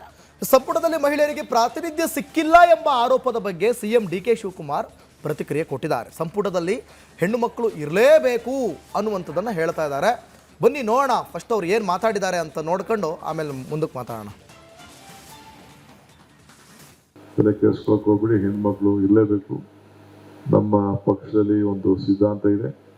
ಮೊದಲು ಒಬ್ಬಳು ಹೆಣ್ಮಗಳು ಇದ್ದು, ಈಗ ಡೆಪ್ಯೂಟಿ ಸ್ಪೀಕರ್ ಕೊಟ್ಟಿದ್ವಿ. ಮಂತ್ರಿಗೂ ಮಂಡಲಕ್ಕೂ ನಮ್ಮ ಪಕ್ಷ ಅದಕ್ಕೆ ನನಗೆ ಮಾರ್ಗದರ್ಶನವನ್ನು ಕೊಡ್ತದೆ. ಹೆಣ್ಮಕ್ಳಿಲ್ಲದೆ ನಾವು ನಮ್ಮ ಪಕ್ಷನೇ ಇಲ್ಲ. ಹೆಣ್ಮಕ್ಳಿಗೆ ನಾವು ಶಕ್ತಿ ಕೊಡ್ತೀವಿ. ಇಲ್ಲ, ಖಂಡಿತ ನನಗನ್ಸುತ್ತೆ ಗಾಯತ್ರಿ ಶಾಂತನಗೌಡರು ಯಾಕೆ ಅದು ಪ್ರಮಾಣ ವಚನ ಸ್ವೀಕಾರ ಆಗಲೇ ನನಗೆ ಗೊತ್ತಿಲ್ಲ. ಆದರೆ ಖಂಡಿತವಾಗಿಯೂ ಅದು ಅವರಾದರೂ ಆಗ್ತಾರೆ, ಅಥವಾ ಇನ್ನೊಬ್ಬರು ಮಹಿಳೆಯರೇ ಆಗ್ತಾರೆ. ಯಾಕಂದರೆ ಕನಿಷ್ಠ ಪಕ್ಷ ಇದು ಒಂದು ಕಮ್ಮಿನೇ. ಆದರೆ ನಮ್ಮ ವ್ಯವಸ್ಥೆಯಲ್ಲಿ ಏನಂತ ಹೇಳಿದ್ರೆ ಹೆಚ್ಚು ಮಹಿಳೆಯರು ಗೆದ್ದು ಬರೋದಿಲ್ಲ ಮತ್ತು ಪುರುಷರು ಹೆಚ್ಚು ಗೆದ್ದಿರ್ತಾರೆ. ಆದರೂ ಕೂಡ ಕನಿಷ್ಠ 1 ಅಥವಾ 2 ಆದರೂ ಮಾಡಲೇಬೇಕು. ಈಗ ಒಂದು ಖಂಡಿತ ಮಹಿಳೆಯರು ಮಾಡ್ತಾರೆ ಅಂತ ನನಗೆ ಪಕ್ಷ ಅದು ಆ ವಿಚಾರದಲ್ಲಿ ಏನು ತಪ್ಪು ಮಾಡೋದು ಅಂದ್ಕೊಂಡಿದ್ದೀನಿ. ಖಂಡಿತ ಅದು ಮಾಡ್ತಾರೆ. ಇಲ್ಲ, ಖಂಡಿತ. ಈ ಮಹೇಶ್ ಅಂತ ಕರೆ ಮಾಡಿದ್ದಾರೆ. ನಮಸ್ಕಾರ ಮಹೇಶ್ ಅವರೇ. ನಮಸ್ಕಾರ ಸರ್. ನಮಸ್ಕಾರ. ಈಗ ನೋಡಿ, ಮಹಿಳೆಯರಿಗೆ ಯಾವುದೇ ರೀತಿ ಸ್ಥಾನವನ್ನ ನೀಡಿಲ್ಲ, ಒಂದು ಸ್ಥಾನ ಉಳಿಸ್ಕೊಂಡಿದ್ದಾರೆ. ಒಟ್ಟು ಮುಖ್ಯಮಂತ್ರಿಗಳನ್ನು ಸೇರಿದಂತೆ 34 ಸೀಟ್ ಇರುವಂಥ ಕ್ಯಾಬಿನೆಟ್ನಲ್ಲಿ ಕೇವಲ ಕೊಟ್ಟರು ಬರೀ ಒಬ್ರಿಗೇನಾ, ಅಥವಾ ಕೊಡಲಿಲ್ಲ ಅಂದರೆ ಒಬ್ಬರೂ ಇಲ್ಲ? ಏನು ಹೇಳೋದಕ್ಕೆ ಬಯಸ್ತೀರಿ? ಹೌದು ಸರ್. ಈಗ ಮಹಿಳೆಯರಿಗೆ 1 ಸೀಟ್ ಅದು ಇವ್ರು ಕೊಡಬೇಕಿತ್ತು. ಇವ್ರು ಬಂದೇ 2.5 ವರ್ಷ ಆಯ್ತು. ಈಗ 2.5 ವರ್ಷದಲ್ಲಿ ಇವ್ರು ಮಾಡೋದು ಏನನ್ನೋದಿಲ್ಲ. ಇವ್ರದ್ದು ಖಾಲಿ ಇದು ಕ್ಯಾಬಿನೆಟ್ ಇದು ಮಾಡ್ತೇನೆ, ನಾನು ಅದು ಮಾಡ್ತೇನೆ, ಇದು ಮಾಡ್ತೇನೆ ಅಂತ ಇವರು ಸುಮ್ಮನೆ ದಿನ ಕಳೆದಿರೋ ಹೊರತರು ಒಂದು ಕೆಲಸನಂತೂ ಮಾಡಲಿಲ್ಲ. ಹೌದಲ್ಲ? ಇವ್ರು ಮಾಡ್ಬೇಕಿತ್ತಲ್ಲ ಕೆಲಸನೇ ಮಾಡಲಿಲ್ಲ. ಇವರು ಕ್ಯಾಬಿನೆಟ್ ಮಾಡಿದ್ರೆ ಇಲ್ಲಿ ಉತ್ತರ ಕನ್ನಡ ಜಿಲ್ಲೆಗೂ ನಮಗೂ ಒಂದು ಸ್ಥಾನನೂ ಕೊಡ್ಲಿಲ್ಲ. ಒಂದು ಸ್ಥಾನ ಇತ್ತು, ಅದನ್ನು ಸಹ ಇವರು ಕಿತ್ಕೊಂಡಿದ್ದಾರೆ. ಅಲ್ಲಿ ಮಂಕಾಳ ವೈದ್ಯರಿಗೆ ಕೊಟ್ಟಿದ್ರಲ್ಲ ಉತ್ತರ ಕನ್ನಡ ಜಿಲ್ಲೆಯಲ್ಲಿ ಭಟ್ಕಳದಲ್ಲಿ, ಅದನ್ನು ಅವ್ರು ಕೊಡ್ಬೇಕಿತ್ತು, ಅದನ್ನು ಕೊಡ್ಲಿಲ್ಲ. ಇಲ್ಲಿ ಮಹಿಳೆಯರಿಗೂ ಒಂದು ಪ್ರಾತಿನಿಧ್ಯನೂ ಇವರು ಕೊಡ್ಲಿಲ್ಲ. ಇವ್ರು ಮಾಡೋದು ಏನಿಲ್ಲ, ಸುಮ್ಮನೆ ಇಲ್ಲಿ ಬಂದು ಭಾಷಣ ಮಾಡ್ತಾರೆ ಮತ್ತೆ ಹೋಗ್ತಾರೆ ಅಷ್ಟೇ. ಇವ್ರು ಏನಾದ್ರು ಮಾಡ್ಬೇಕಿತ್ತಲ್ಲ, ಏನು ಮಾಡೋದಿಲ್ಲ, ಏನಿಲ್ಲ. ಸುಮ್ಮನೆ ಗಾಲಿ ಪುಗಟಲ್ಲಿ ಬರ್ತಾರೆ, ಭಾಷಣ ಮಾಡ್ತಾರೆ, ಅದ್ ಮಾಡ್ತಾರೆ, ಇದ್ ಮಾಡ್ತಾರೆ, ಹಾಗೆ ಮಾಡ್ತೇನೆ, ಹೀಗ್ ಮಾಡ್ತೇನೆ ಅಂತ ಹೇಳ್ತಾರೆ.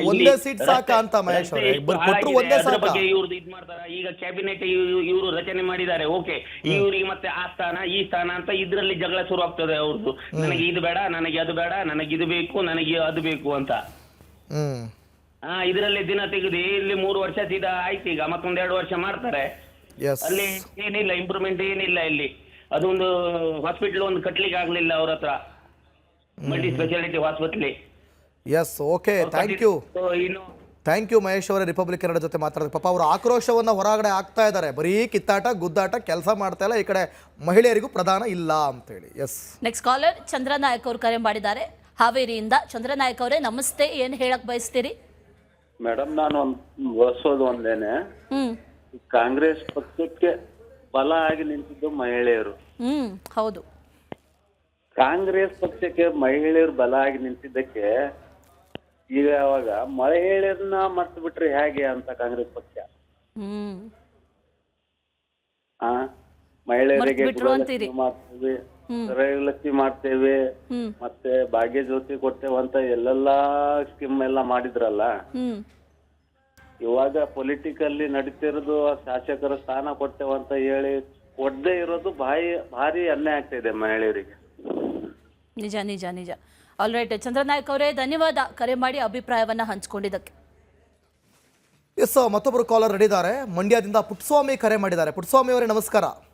ನಮಸ್ಕಾರ ಸಣ್ಣ. ಮಹಿಳೆಯರೇ ಇಲ್ಲದಂತ ಕ್ಯಾಬಿನೆಟ್ ಏನ್ ಹೇಳೋದಕ್ಕೆ ಬಯಸ್ತಾರೆ? ಇವರು ಈ ಕಾಂಗ್ರೆಸ್ನವ್ರ ಪಕ್ಷನೇ ಅದಲ್ವ ಸರ್, ಹ್ಮ್ ಅವ್ರಿಗೆ ಈ ಮಹಿಳೆಯರು ಅಂತಂದ್ರೆ ಅಸಹಾಯ. ಅವರು 33% ಮಹಿಳೆಯರು ಕೊಡಬೇಕು ಅನ್ನೋದನ್ನೇ ವಿರೋಧ ಮಾಡ್ತಾವ್ರೆ. ಅವ್ರೆಲ್ಲಿ ಕೊಡ್ತಾರೆ ಹ್ಮ್ ಇಲ್ವಾ? ಈಗ ಅದನ್ನ ಕೊಡೋಕಿಲ್ಲ ಅಂತ ವಿರೋಧ ಮಾಡ್ತಾ ಇದಾರೆ ಸರ್, ನೀವೇ ತೋರ್ತಾ ಇದ್ರಿ. ಹ್ಮ್ ಈಗ ಇವ್ರೆಲ್ಲಿ ಕೊಡ್ತಾರೆ ಮಹಿಳೆಯರ್ಗೆ? ಎಲ್ಲ ಇವರೇ ಆಡ್ಬೇಕು, ಇವರೇ ಮಾಡ್ಬೇಕಲ್ಲ. ಎಸ್ ಯಾಕೆ ಒಂದಿಬ್ರು ಕೊಡಕ್ ಆಯ್ತಿರಲ್ವ ಅವರು ಚಂದಲ್ಲಿ? ಎಸ್, ಅದನ್ನೇ ನಾವು ಹೇಳ್ತಾ ಇದೀವಿ, ಒಂದಿಬ್ರಿಗಾದ್ರೂ ಕೊಡಬಾರ್ದಿತ್ತ ಅಂತ. ಥ್ಯಾಂಕ್ ಯು ಪುಟ್ಟಸ್ವಾಮಿ ಅವರೇ ಕರೆ ಮಾಡಿದ್ದಕ್ಕೆ. ಶ್ರೀಶೈಲ್ ಅವರು ಕರೆ ಮಾಡಿದ್ದಾರೆ. ಶ್ರೀಶೈಲ್ ಅವರೇ ನಮಸ್ತೆ, ಏನ್ ಹೇಳೋದಕ್ಕೆ ಬಯಸ್ತೀರಿ? ಮೇಡಮ್ ನಮಸ್ತೆ. ನಮಸ್ತೆ, ಹೇಳಿ ಮೇಡಮ್. ನೀವು ಇವಾಗ ಮುಖ್ಯಮಂತ್ರಿ ಆಗಿ 2 ತಿಂಗಳಾಯ್ತು. ಸಂಪುಟ ಸಚಿವ ಆಗ್ಬೇಕಾದ್ರೆ 1 ತಿಂಗಳು, 2 ತಿಂಗಳು, ಇನ್ನು ಮತ್ತೆ ಖಾತೆ ಆಗ್ಬೇಕಾದ್ರೆ 1 ತಿಂಗಳು ಬೇಕು ನಮ್ದು. ಇದ್ರಲ್ಲೇ ದಿನ ಕಳ್ಕೊಂಡು ಹೋಗ್ಬಿಟ್ರ ಮೇಡಮ್. ಅಭಿವೃದ್ಧಿ ಹೆಂಗ್ ಆಗ್ಬೇಕು ಮೇಡಮ್? ಊರಲ್ಲಿ ಬಿತ್ತನೆಗೆ ಮಳೆ ಆಗ್ತಾ ಇಲ್ಲ, ಅಲ್ಲಿ ಹೋಗಿ ಕೇಳೋರು ಯಾರು ದಿಕ್ತಾ ಇಲ್ಲ ಮೇಡಮ್. ಇವ್ರದ್ದು ಇದೇ ಗೋಳ ಆಯ್ತು ಮೇಡಮ್. ಇವ್ರು ಏನು ಮುಂದೆ ಹೋಗಂಗಿಲ್ಲ, ಏನು ಮಾಡಂಗಿಲ್ಲ ಮೇಡಮ್. ಅಭಿವೃದ್ಧಿ ಒಂದ್ ಕಡೆ ಇಲ್ಲ, ಮತ್ತೊಂದ್ ಕಡೆಯಲ್ಲಿ ಇಲ್ಲಿ ಮಹಿಳೆಯರಿಗೆ ಪ್ರಾತಿನಿಧ್ಯವೇ ಕೊಟ್ಟಿಲ್ವಲ್ಲ. ಇರುವಂತ 33 ಜನರಲ್ಲಿ ಅಲ್ಲಿ ನಿನ್ನೆ ನಿಂತಿದ್ದನ್ನ ಗಮನಿಸಿದ್ರೆ ಪ್ರತಿಯೊಬ್ರು ಕೂಡ ಪುರುಷರೇ ನಿಂತಿದ್ರು. ಹಾಗಾದ್ರೆ ಮಹಿಳೆಯರು ಬೇಡವಾದ್ರ ಕಾಂಗ್ರೆಸ್ ಪಕ್ಷಕ್ಕೆ ಅನ್ನೋ ಪ್ರಶ್ನೆ. ಯಾಕಂದ್ರೆ ಮೇಡಮ್ ಮೇನು ಈ ಮಹಿಳೆಯರಿಂದ ಕಾಂಗ್ರೆಸ್ ಸ್ವಲ್ಪ ಓಟ್ ಬರುತ್ತೆ ಜಾಸ್ತಿ. ಮುಂದಿನ ಸಲ ಎಲ್ಲ ಚೇಂಜ್ ಆಗ್ಬಿಡ್ತಾರೆ. ಯಾಕೆ ಬರ್ತಾರೆ ಮೇಡಮ್? ಇವರು ಯುವ ಕೊಡಬೇಕು, ಇದಕ್ಕೆ ಮಹಿಳೆಯರು ಸೀಟ್ ಕೊಡಬೇಕಾದ್ರೆ ಇಟ್ಕೊಂಡು 2 ತಿಂಗಳು ಹೋಗುತ್ತೇನೆ. ಪ್ರತಿನಿಧಿಗಳು ಹಿಂಗ ಆಮೇಲೆ ಕಷ್ಟ ಆಗತ್ತೆ ಮೇಡಮ್. ಕೋರ್ಟ್ ತಗೋಕೆ ಮಹಿಳೆಯರು ಬೇಕು. ಈಗ ಸಚಿವ ಸ್ಥಾನ ಕೊಡಬೇಕಾದ್ರೆ ಇವಾಗ ಬೇಡ. ಹಿಂಗಾದ್ರೆ ಹೆಂಗ ಮೇಡಮ್? ಕಷ್ಟ ಬೇಡ. ಇನ್ನ ಇವ್ರು ಅದ್ ಮಳೆ ಇದೆ ಹೊಲಗಳಿಗೆ ಹೋಗಬೇಕಾಗಿಲ್ಲ ಯಾರು ಮಿನಿಸ್ಟರ್ ಇನ್ನು. ನಿಜ. ಆಲ್ರೈಟ್ ಶ್ರೀಶೈಲ್ ಅವರೇ, ಧನ್ಯವಾದ ರಿಪಬ್ಲಿಕ್ ಕನ್ನಡ ಜೊತೆ ಮಾತಾಡಿದ್ದಕ್ಕೆ. ನೋಡಿ, ಸಂವಿಧಾನಾತ್ಮಕವಾಗಿ ನಾವು ಮಾತನಾಡೋದಾದ್ರೆ ಆರ್ಟಿಕಲ್ 164 ಕಲಂ 1A ಪ್ರಕಾರ ಇರುವಂಥ ಒಟ್ಟು ಶಾಸಕರಲ್ಲಿ 15% ಕ್ಯಾಬಿನೆಟ್ ಸೀಟ್ ಮೀರಬಾರ್ದು. 224 ಇಂಟು 15% ಅಂದರೆ ನಿಮಗೆ 33.6 ಆಗುತ್ತೆ, ಅಂದರೆ 34 ಸೀಟು. ಆ 34 ಸೀಟಲ್ಲಿ 1 ಸೀಟು ಕೂಡ ಮಹಿಳೆಯರು ಕಾಣಿಸ್ತಾ ಇಲ್ಲ. ಇದೇ ಗೃಹಲಕ್ಷ್ಮಿಗೆ, ಇದೇ ಗೃಹ ಜ್ಯೋತಿಗೆ, ಇದೇ ಶಕ್ತಿ ಯೋಜನೆಗೆ ನೀವು ಮಹಿಳೆಯರಿಗೆ ಪ್ರಾಧಾನ್ಯ ಕೊಟ್ಟು ಓಟ್ ಹಾಕಿಸ್ಕೊಂಡು ಆ ಮಹಿಳೆಯರಿಗೆ ಉನ್ನತ ಸ್ಥಾನವನ್ನು ಕೊಟ್ರಿ. ಯಾವುದರಲ್ಲಿ? ಫ್ರೀ ಕೊಡೋದ್ರಲ್ಲಿ ಮಹಿಳೆಯರಿಗೆ ಒಳ್ಳೆ ಸ್ಥಾನವನ್ನು ಕೊಟ್ಟು ನೀವು ಗೆದ್ರಿ. ಆದರೆ ನೀವಿರುವಂಥ ಸ್ಥಾನದಲ್ಲಿ ಒಬ್ಬರಿಗೂ ಮಹಿಳೆಗೆ 1 ಸೀಟ್ ಇಲ್ಲ ಅಂತಂದರೆ, ಒಂದೇ ಒಂದು ಜಾಗ ಇಲ್ಲ ಅಂತಂದರೆ ಮಹಿಳೆ ಪರ ಸರ್ಕಾರ ಅಂತ ಹೇಳಿದ್ರಿ. ನಾವು ಮಹಿಳಾ ಪರ ಸರ್ಕಾರ ಅಂತ ಹೇಳಿದ್ರಿ. ಗೃಹ ಜ್ಯೋತಿ, ಅಲ್ಲಿ ಜ್ಯೋತಿ ಬಂದ್ಲು. ಗೃಹ ಲಕ್ಷ್ಮಿ, ಅಲ್ಲಿ ಲಕ್ಷ್ಮಿ ಬಂದ್ಲು. ಶಕ್ತಿ, ಮಹಿಳಾ ಶಕ್ತಿ, ಶಕ್ತಿ ಯೋಜನೆ, ಸ್ತ್ರೀ ಶಕ್ತಿ ಬಂದರು. ಆದರೆ ನಿಮ್ಮಲ್ಲೇ ಶಕ್ತಿ ಇಲ್ಲ, ಸ್ತ್ರೀ ಶಕ್ತಿ ಇಲ್ಲ. ನಿಮ್ಮ ಕ್ಯಾಬಿನೆಟ್ನಲ್ಲೇ ಸ್ತ್ರೀ ಶಕ್ತಿ ಇಲ್ವಲ್ಲ, ಯಾಕೆ? ಉಳಿಸ್ಕೊಂಡಿರೋ 1 ಸೀಟು. ನಾವು ಅದೇ ಪ್ರಶ್ನೆ, ನಮಗೀಗ ಅದೇ ಡೌಟು. ಈ ಶಕ್ತಿ ಇಲ್ವೋ ಅಥವಾ ಅದು ಕೂಡ ಈ ಅಸಮಾಧಾನವನ್ನು ಸಮತೋಲನ ಮಾಡೋದಕ್ಕೆ ಉಳಿಸ್ಕೊಂಡಿದ್ದೀರೋ ಅನ್ನುವಂಥ ಪ್ರಶ್ನೆ ನಿರ್ಮಾಣ ಆಗ್ತಾ ಇದೆ. ಡಿ ಕೆ ಶಿವಕುಮಾರ್ ಅವರು ಇದನ್ನು ಹೇಗೆ ನಿಭಾಯಿಸ್ತಾರೋ, ಅಥವಾ ಆ ಉಳ್ಕೊಂಡಿರೋ 1 ಸೀಟಲ್ಲಿ ಯಾರಿಗಾದರೂ ಕೊಡ್ತಾರೋ, ಅಥವಾ ಈ ಹಿಂದೆ ಇದ್ದವ್ರನ್ನೇ ಮುಂದುವರಿಸ್ತಾರೋ ಅನ್ನೋದು ಕೂಡ ಗೊತ್ತಿಲ್ಲ. ಮತ್ತೊಬ್ಬ ಕಾಲರ್ ರಮೇಶ್ ಅವರು ಕರೆ ಮಾಡಿದ್ದಾರೆ. ಇದರ ಕೆಂಪು ಬಣ್ಣ ಅದ್ಭುತ, ಖಾರ ಕಡಿಮೆ ಆದ್ರೂ ರುಚಿಕರ. MDH ಕಾಶ್ಮೀರಿ. ರಮೇಶ್ ಅವರೇ ನಮಸ್ತೆ, ಏನ್ ಹೇಳೋದಕ್ಕೆ ಬಯಸ್ತೀರಿ ಇದ್ರ ಬಗ್ಗೆ? ಮೇಡಮ್ ಏನಿಲ್ಲ, ಅಲ್ಲೇ ನಮ್ ಸರ್ ಹೇಳ್ತಿದ್ರಲ್ಲ, ಅಸಮರ್ಥರು ಅಲ್ಲ ಅನ್ನೋದಕ್ಕೆ ಮುಟ್ಟಿ ನೋಡ್ಬೇಕು ಅಂದಂಗೆ. ಈಗ ನಮ್ಮ ದೇಶನ ನಮ್ಮ ಹಿಂದೆ ನಮ್ಮ ಬ್ರಿಟಿಷ್ ಕಾಲದಲ್ಲ ಕಿತ್ತೂರಾಣಿ ಚೆನ್ನಮ್ಮ ಅನ್ಕೋಬವ ಏನೋ ಹೆಣ್ಮಕ್ಳು ಎಷ್ಟೆಷ್ಟು ದೊಡ್ಡ ದೊಡ್ಡ ಸಾಧನೆಗಳು ಮಾಡಾರೆ ಅಲ್ವೇ? ಅವೆಲ್ಲ ಮಾಡಿದ್ರೆ ತಾನು ಅಸಮರ್ಥರು ಅಂತ ನಮಗ್ ಗೊತ್ತಾದ್ರು, ಸಮರ್ಥರಾಗವ್ರೆ ಅಂತ.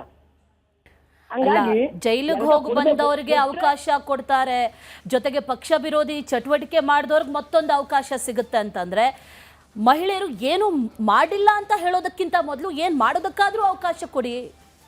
ನಿಜ. ಫಸ್ಟ್ ಅವ್ರು ಕೊಟ್ಮೇಲೆ ಅವರು ತೋರಿಸ್ತಾರೆ ಅವ್ರು ನಾವು ಏನು ಸಮರ್ಥರಾಗಿ ಏನ್ ಮಾಡಿದೀವಿ ಅನ್ನೋದನ್ನ ಅವ್ರ ಸಾಧನೆ ಮುಖಾಂತರ. ಆಮೇಲೆ ಇನ್ನೊಂದಷ್ಟು ಜನ ಹೆಣ್ಮಕ್ಳು ಮುಂದೆ ಬರೋಕೆ ಅವಕಾಶ ಸಿಗುತ್ತೆ. ನಿಜ ನಿಜ. ಆ ಟಾಪ್ ಲೆವೆಲ್ ಅಲ್ಲೇ ಬಂದಿಲ್ಲ ಅಂತಂದ್ರೆ ಇನ್ ತಳಮಟ್ಟದಲ್ಲಿ ಇರುವಂತ ಶಾಲಾ ಕಾಲೇಜುಗಳಲ್ಲಿರುವಂತ ಮಕ್ಕಳ ಪರಿಸ್ಥಿತಿ ಏನು, ಮನೆಯಲ್ಲಿರುವಂತ ಹೆಣ್ಮಕ್ಳ ಪರಿಸ್ಥಿತಿ ಏನು? ತಾಲೂಕ್ ಪಂಚಾಯತಿಲೆಲ್ಲ ಜಿಲ್ಲಾ ಪಂಚಾಯತಿ ಹೆಣ್ಮಕ್ಳೆಲ್ಲ ಗೆದ್ದು ಮಂಡಲ ಪಂಚಾಯತ್ ಮೆಂಬರು ಅಧ್ಯಕ್ಷರು ಎಲ್ಲ ಆಯ್ಕೆ ಇರುತ್ತಲ್ಲಿ ಇಲ್ಲಿ ಮಾತ್ರ ಆ ಮಟ್ಟಕ್ಕೆ ಹೋದಾಗ ಅವ್ರು ಅದನ್ನ ಸಮರ್ಥನೆ ಮಾಡ್ಕೋತಾರ ಅವರು. ಎಕ್ಸಾಕ್ಟ್ಲಿ. ರಮೇಶ್ ಅವರೇ ಧನ್ಯವಾದ ರಿಪಬ್ಲಿಕ್ ಕನ್ನಡ ಜೊತೆ ಮಾತಾಡಿದ್ದಕ್ಕೆ. ನೋಡಿ, ನಾನು ಹೇಳೋದಕ್ಕೆ ಏನು ಹೇಳ್ತೀನಿ ಅಂದರೆ, ಯೂಶ್ವಲಿ ರಾಮಚಂದ್ರ ಅವರು ಕರೆ ಮಾಡಿದ್ದಲ್ವ ಇವಾಗ, ಅವ್ರು ಹೇಳ್ತಾ ಇದ್ರು ನೋಡಿ, ನಾನು ಆ್ಯಕ್ಚುಲಿ ಒಬ್ಬ ಜರ್ನಲಿಸ್ಟ್ ಆಗಿ ಕೆಲವೊಂದು ವೈಯಕ್ತಿಕ ಅಭಿಪ್ರಾಯಗಳನ್ನು ಕೊಡೋಂಗಿಲ್ಲ. ಬಟ್ ಆದರೂ ಈ ವಿಚಾರದಲ್ಲಿ ಸಂಪೂರ್ಣವಾಗಿ ಇಡೀ ಮಹಿಳೆಯರೇ ಸರ್ಕಾರ ನಡೆಸೋದಕ್ಕೂ ನಂದೊಂದು ಮೇಲ್ಗೈ ಇದೆ. ಸಂಪೂರ್ಣವಾಗಿ ಮಹಿಳೆಯರೇ ವಿತ್ CM ಸರ್ಕಾರ ನಡೆಸ್ತಾರೆ ಅಂತಂದ್ರೆ, ಯಾಕಾಗಿ ಅನಿಸ್ತು ಅಂದರೆ ಮೊದಲೇ ಅನಿಸಿತ್ತು, ಬಟ್ ನೀವು ಹೇಳೋದು ಒಂದು ಪಾಯಿಂಟ್ ನಾನು ತಗೊಂಡೆ. ಜೈಲಿಗೆ ಹೋಗಿ ಬಂದವರಿಗೆ ಸೀಟ್ ಸಿಗುತ್ತೆ, ತಪ್ಪು ಮಾಡಿದವರಿಗೆ ಮತ್ತೆ ಮತ್ತೊಂದು ಅವಕಾಶ ಸಿಗುತ್ತೆ ಅಂದಮೇಲೆ ನೀವು ಹೇಳ್ದಂಗೆ ಹೆಣ್ಣು ಮಕ್ಕಳದು ಒಂದು ಕೇಸ್ ಇಲ್ಲ, ಒಂದು ಯಾವುದೇ ರೀತಿ ತಪ್ಪುಗಳು ಕಾಣಿಸೋದಿಲ್ಲ. ಹಾಗಿದ್ಮೇಲೆ ಸಂಪೂರ್ಣ ಸರ್ಕಾರ ಮಹಿಳೆಯರು ಮಾಡಿದ್ರು ತೊಂದರೆ ಇಲ್ಲ. ನಂದು ಅದಕ್ಕೆ ಮೇಲ್ಗೈ ಇದೆ. ನೋಡಿ ಏನ್ ಮಾಡ್ಬೋದು ಅನ್ನೋದೇ ಕುತೂಹಲ ಈಗ. ಹೌದು, ಇರೋವಂತ ಒಂದನ್ನ ಕೊಟ್ಟು ತಕ್ಕ ಮಟ್ಟಿಗೆ ಈಗ ಉಳಿದ ದಿನದಲ್ಲಿ ಬ್ಯಾಲೆನ್ಸ್ ಮಾಡೋದಕ್ಕೆ ಸರ್ಕಾರ ಪ್ರಯತ್ನ ಪಡಬಹುದು ಅನ್ನುವಂಥ ರೀತಿಯಲ್ಲಿ ಅಂದಾಜಿಸಲಾಗ್ತಾ ಇದೆ. ಅದನ್ನೂ ಕೂಡ ಕೊಟ್ಟಿಲ್ಲ ಅಂತಂದ್ರೆ ನಿಜಕ್ಕೂ ಕೂಡ ಮುಂದಿನ ದಿನಗಳಲ್ಲಿ ಏನು ಉತ್ತರ ಕೊಡಬೇಕು ಅದನ್ನ ಮಹಿಳಾ ಮತದಾರರು ಕೊಡಬಹುದು. ಈ ಬಾರಿ ಮಹಿಳಾ ಮತದಾರರು ದಾಖಲೆ ಸಂಖ್ಯೆಯಲ್ಲಿ ಬಂದು ಮತದಾನ ಮಾಡಿದ್ರು. ಅದು ದಾಖಲೆ ಮಟ್ಟದಲ್ಲಿ ಪ್ರತಿ ಬಾರಿಯೂ ಮತದಾನ ಆದಾಗ ಅದು ಯಾವಾಗಲೂ ಕೂಡ ಪಾಸಿಟಿವ್ ಆಗೋದು ಪಕ್ಷಗಳಿಗೆ, ಅದರಲ್ಲೂ ಗೆಲ್ಲುವಂಥ ಪಕ್ಷಕ್ಕೆ ಅಥವಾ ಅಧಿಕಾರದಲ್ಲಿದ್ದಂಥ ಪಕ್ಷಕ್ಕೆ ಅನ್ನೋದಿದೆ. ಆದರೆ ಈ ಬಾರಿ ಅದಕ್ಕೆ ಉಲ್ಟಾ ಆಗಿ ಕಾಂಗ್ರೆಸ್ಗೆ ವರದಾನ ಆಯಿತು. ಅದು ಯಾಕೆ ಅಂತಲೂ ಗೊತ್ತಿದೆ. ಇದೆಲ್ಲವೂ ಕೂಡ ಗ್ಯಾರಂಟಿಗಳನ್ನು ಕೊಟ್ಟ ನಂತರದಲ್ಲಿ ಗೆಲುವಿಗೆ ಕಾರಣರಾದಂಥ ಮಹಿಳೆಯರನ್ನೇ ಮರೆತು ಬಿಟ್ರು. ಅವ್ರಿಗೊಂದು ಪ್ರಾತಿನಿಧ್ಯ ಬೇಕು. ಈಗ ಗೃಹಲಕ್ಷ್ಮಿ ಯೋಜನೆ ಯಾರಿಂದ ಜಾರಿ ಮಾಡಿಸ್ತೀರಿ, ಅಥವಾ ಅದಕ್ಕೊಂದು ಮುಂದೆ ಬಂದು ಮಾತಾಡೋದಕ್ಕಾದ್ರೂ ಯಾರಾದರೂ ಬೇಕು? ಗೃಹಲಕ್ಷ್ಮಿ ಯೋಜನೆ ಏನಾಗ್ತಿದೆ ಅಂತ ಒಂದು ಟೇಪ್ ಕಟ್ ಮಾಡೋಕ್ಕಾದ್ರೂ ಬೇಡವೆ, ಒಂದು ಜ್ಯೋತಿ ಬೆಳಗ್ಸೋಕ್ಕಾದ್ರೂ ಬೇಡವೆ? ಅದು ಇರಲಿ, ಈ ದೊಡ್ಡವರು ಒಂದೊಂದು ಮಾತು ಹೇಳೋದು ನಾನು ಕೇಳಿಸ್ಕೊಂಡಿದ್ದೀನಿ. ಒಂದು ತುಂಬಿದ ಮನೆ ಅಂತ ಅಂದಮೇಲೆ ಆ ಮನೆ ಒಳಗಡೆ ಹೆಣ್ಣಿರಬೇಕು. ಹೆಣ್ಣಿಲ್ಲ ಅಂತಂದರೆ ಆ ಮನೆ ಆಗಿರೋದಿಲ್ಲ, ಕುಟುಂಬ ಅಥವಾ ಸಂಸಾರ ಆಗಿರೋದಿಲ್ಲ. ಅದು ಹೆಂಗೆ ಕಾಣುತ್ತೆ ನೋಡಿ, ಬಾಯ್ಸ್ PG ಥರ ಕಾಣುತ್ತೆ. ಈಗಲೂ ಬಾಯ್ಸ್ PG ಥರ ಅನಿಸ್ತಾ ಇದೆ. ನನ್ನ ಸ್ಟೇಜ್ ಬಾಯ್ಸ್ PG ಥರ ಇತ್ತಲ್ಲ, ಬಾಯ್ಸ್ ಹಾಸ್ಟೆಲ್ಲು ಬಾಯ್ಸ್ PG ಥರ. ಮತ್ತೊಬ್ಬರು ಕಾಲರ್ ರೆಡಿ ಇದ್ದಾರೆ, ಬಾಗಲಕೋಟೆಯಿಂದ ಕರೆ ಮಾಡಿದ್ದಾರೆ. ಭೀಮನಗೌಡ ಅವರೇ ನಮಸ್ಕಾರ. ಏನ್ ಹೇಳೋದಕ್ಕೆ ವಹಿಸ್ತೀರಿ ಇದೆಲ್ಲ ನೋಡುವಾಗ? ಸರ, ಇದು ಒಂದ ಪಕ್ಷಕ್ಕ ಒಂದ ಸರ್ಕಾರ ಸೀಮಿತ ಅಲ್ಲ ಸರ್. ಇದು ಕರೆ ಲೆಕ್ಕ ಹಾಕಿದ್ರೆ 50% ಸಿಗಬೇಕು ಮಹಿಳೆಯರಿಗೆ. 1, 2, 3, 4 ಅಲ್ಲ, 33 ಏನಪ್ಪ ಸುಮಾರು 13, 14 ಸೀಟ್ ಇವ್ರು ಕೊಡ್ಬೇಕು, 14 ಸೀಟ್ ಗಂಡ್ಮಕ್ಳು ಕೊಡ್ಬೇಕಾಗಿತ್ತು. ಇವ್ರು ಯಾಕೆ ಕೊಡಂಗಿಲ್ಲಪ್ಪ ಅಂದ್ರ ಮಹಿಳೆಯರು ಕೇಳಂಗಿಲ್ಲರಿ, ಕೇಳಂಗಿಲ್ಲ, ಪ್ರತಿಭಟನೆ ಮಾಡಂಗಿಲ್ಲ, ಧ್ವನಿ ಎತ್ತಂಗಿಲ್ಲ. ನೀನ್ ಯಾವ ಒಬ್ಬ ಪುಣ್ಯಾತ MLA ಹೆಣ್ಮಗಳು ನಿಂತು ಮಾತಾಡ್ತಿದ್ನಲ್ರಿ, ಹಿಂದ ಕೋಚಿಂಗ್ ಕೊಡ್ತಾನ ಅಂದ್ರ ಅವ್ರಿಗೆ ಮಾತಾಡ್ಸಟಿಗೆ ಬಿಡಂಗಿಲ್ಲ ಹಿಂದ್ ಗಂಡ್ಮಕ್ಳು. ಅಂದ್ರೆ ಸ್ಕ್ರಿಪ್ಟ್ ಪ್ರಕಾರ ಹಿಂಗೆ ಮಾತಾಡ್ಬೇಕು, ಎಕ್ಸ್ಟ್ರಾ ಮಾತಾಡಂಗಿಲ್ಲ ಅಂತ ಅಲ್ಲೂ ಡಾಮಿನೇಷನ್. ಹೌದೌದು, ನಿಂತ ಬಿಟ್ಟಿರ್ತಾರ. ಅವ್ರ ಗಾಂಡನೋ ತಾಮನೋ ನಿಂತು ಬಿಟ್ಟಿರ್ತಾರ. ಮಹಿಳೆಯರಿಗೆ ಸಂಪೂರ್ಣ ಸ್ವಾತಂತ್ರ್ಯ ಕೊಡ್ಬೇಕು. ಅರ್ಧ ನೀನ್ 2, 3, 4 ಯಾರಲ್ಲ, ಕನಿಷ್ಠ ಒಂದು 10 ಮಂದಿರ ಸೇರ್ಬೇಕು ಕ್ಯಾಬಿನೆಟ್ದಾಗ. ಆಮೇಲೆ ಇನ್ನೊಂದೇನ್ ಗೊತ್ತಾ ಭೀಮನಗೌಡ್ರೆ, ಈಗ್ಲೂ ಬರೀ ಪುರುಷರೇ ಕರೆ ಮಾಡಿ ಮಹಿಳೆ ಪರ ನಿಂತ್ಕೊಂಡು ಮಾತಾಡ್ತಿದ್ದೀರಲ್ಲ, ನನಗೊಂದು ಬಹಳ ಸಮಾಧಾನ ಇದೆ. ಒಂದೇ ಒಂದು ಮಹಿಳೆಯರು ಫೋನ್ ಮಾಡ್ಲಿಲ್ಲ, ಇದ್ರ ಬಗ್ಗೆ ಮಾತಾಡ್ಲಿಲ್ಲ.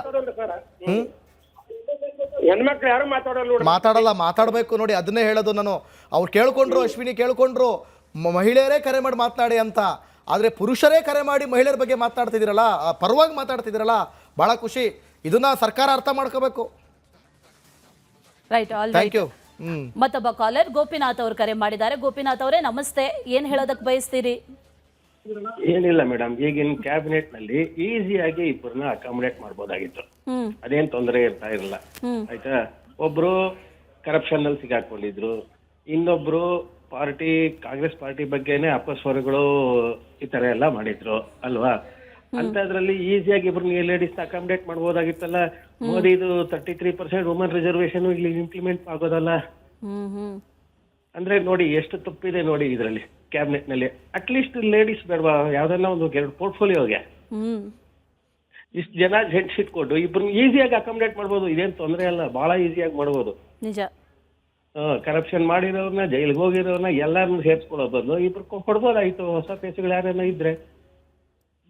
ಕರೆಕ್ಟ್. ಆಲ್ ರೈಟ್ ಗೋಪಿನಾಥ್ ಅವರೇ, ಧನ್ಯವಾದ ಕರೆ ಮಾಡಿ ಮಾತಾಡಿದ್ದಕ್ಕೆ.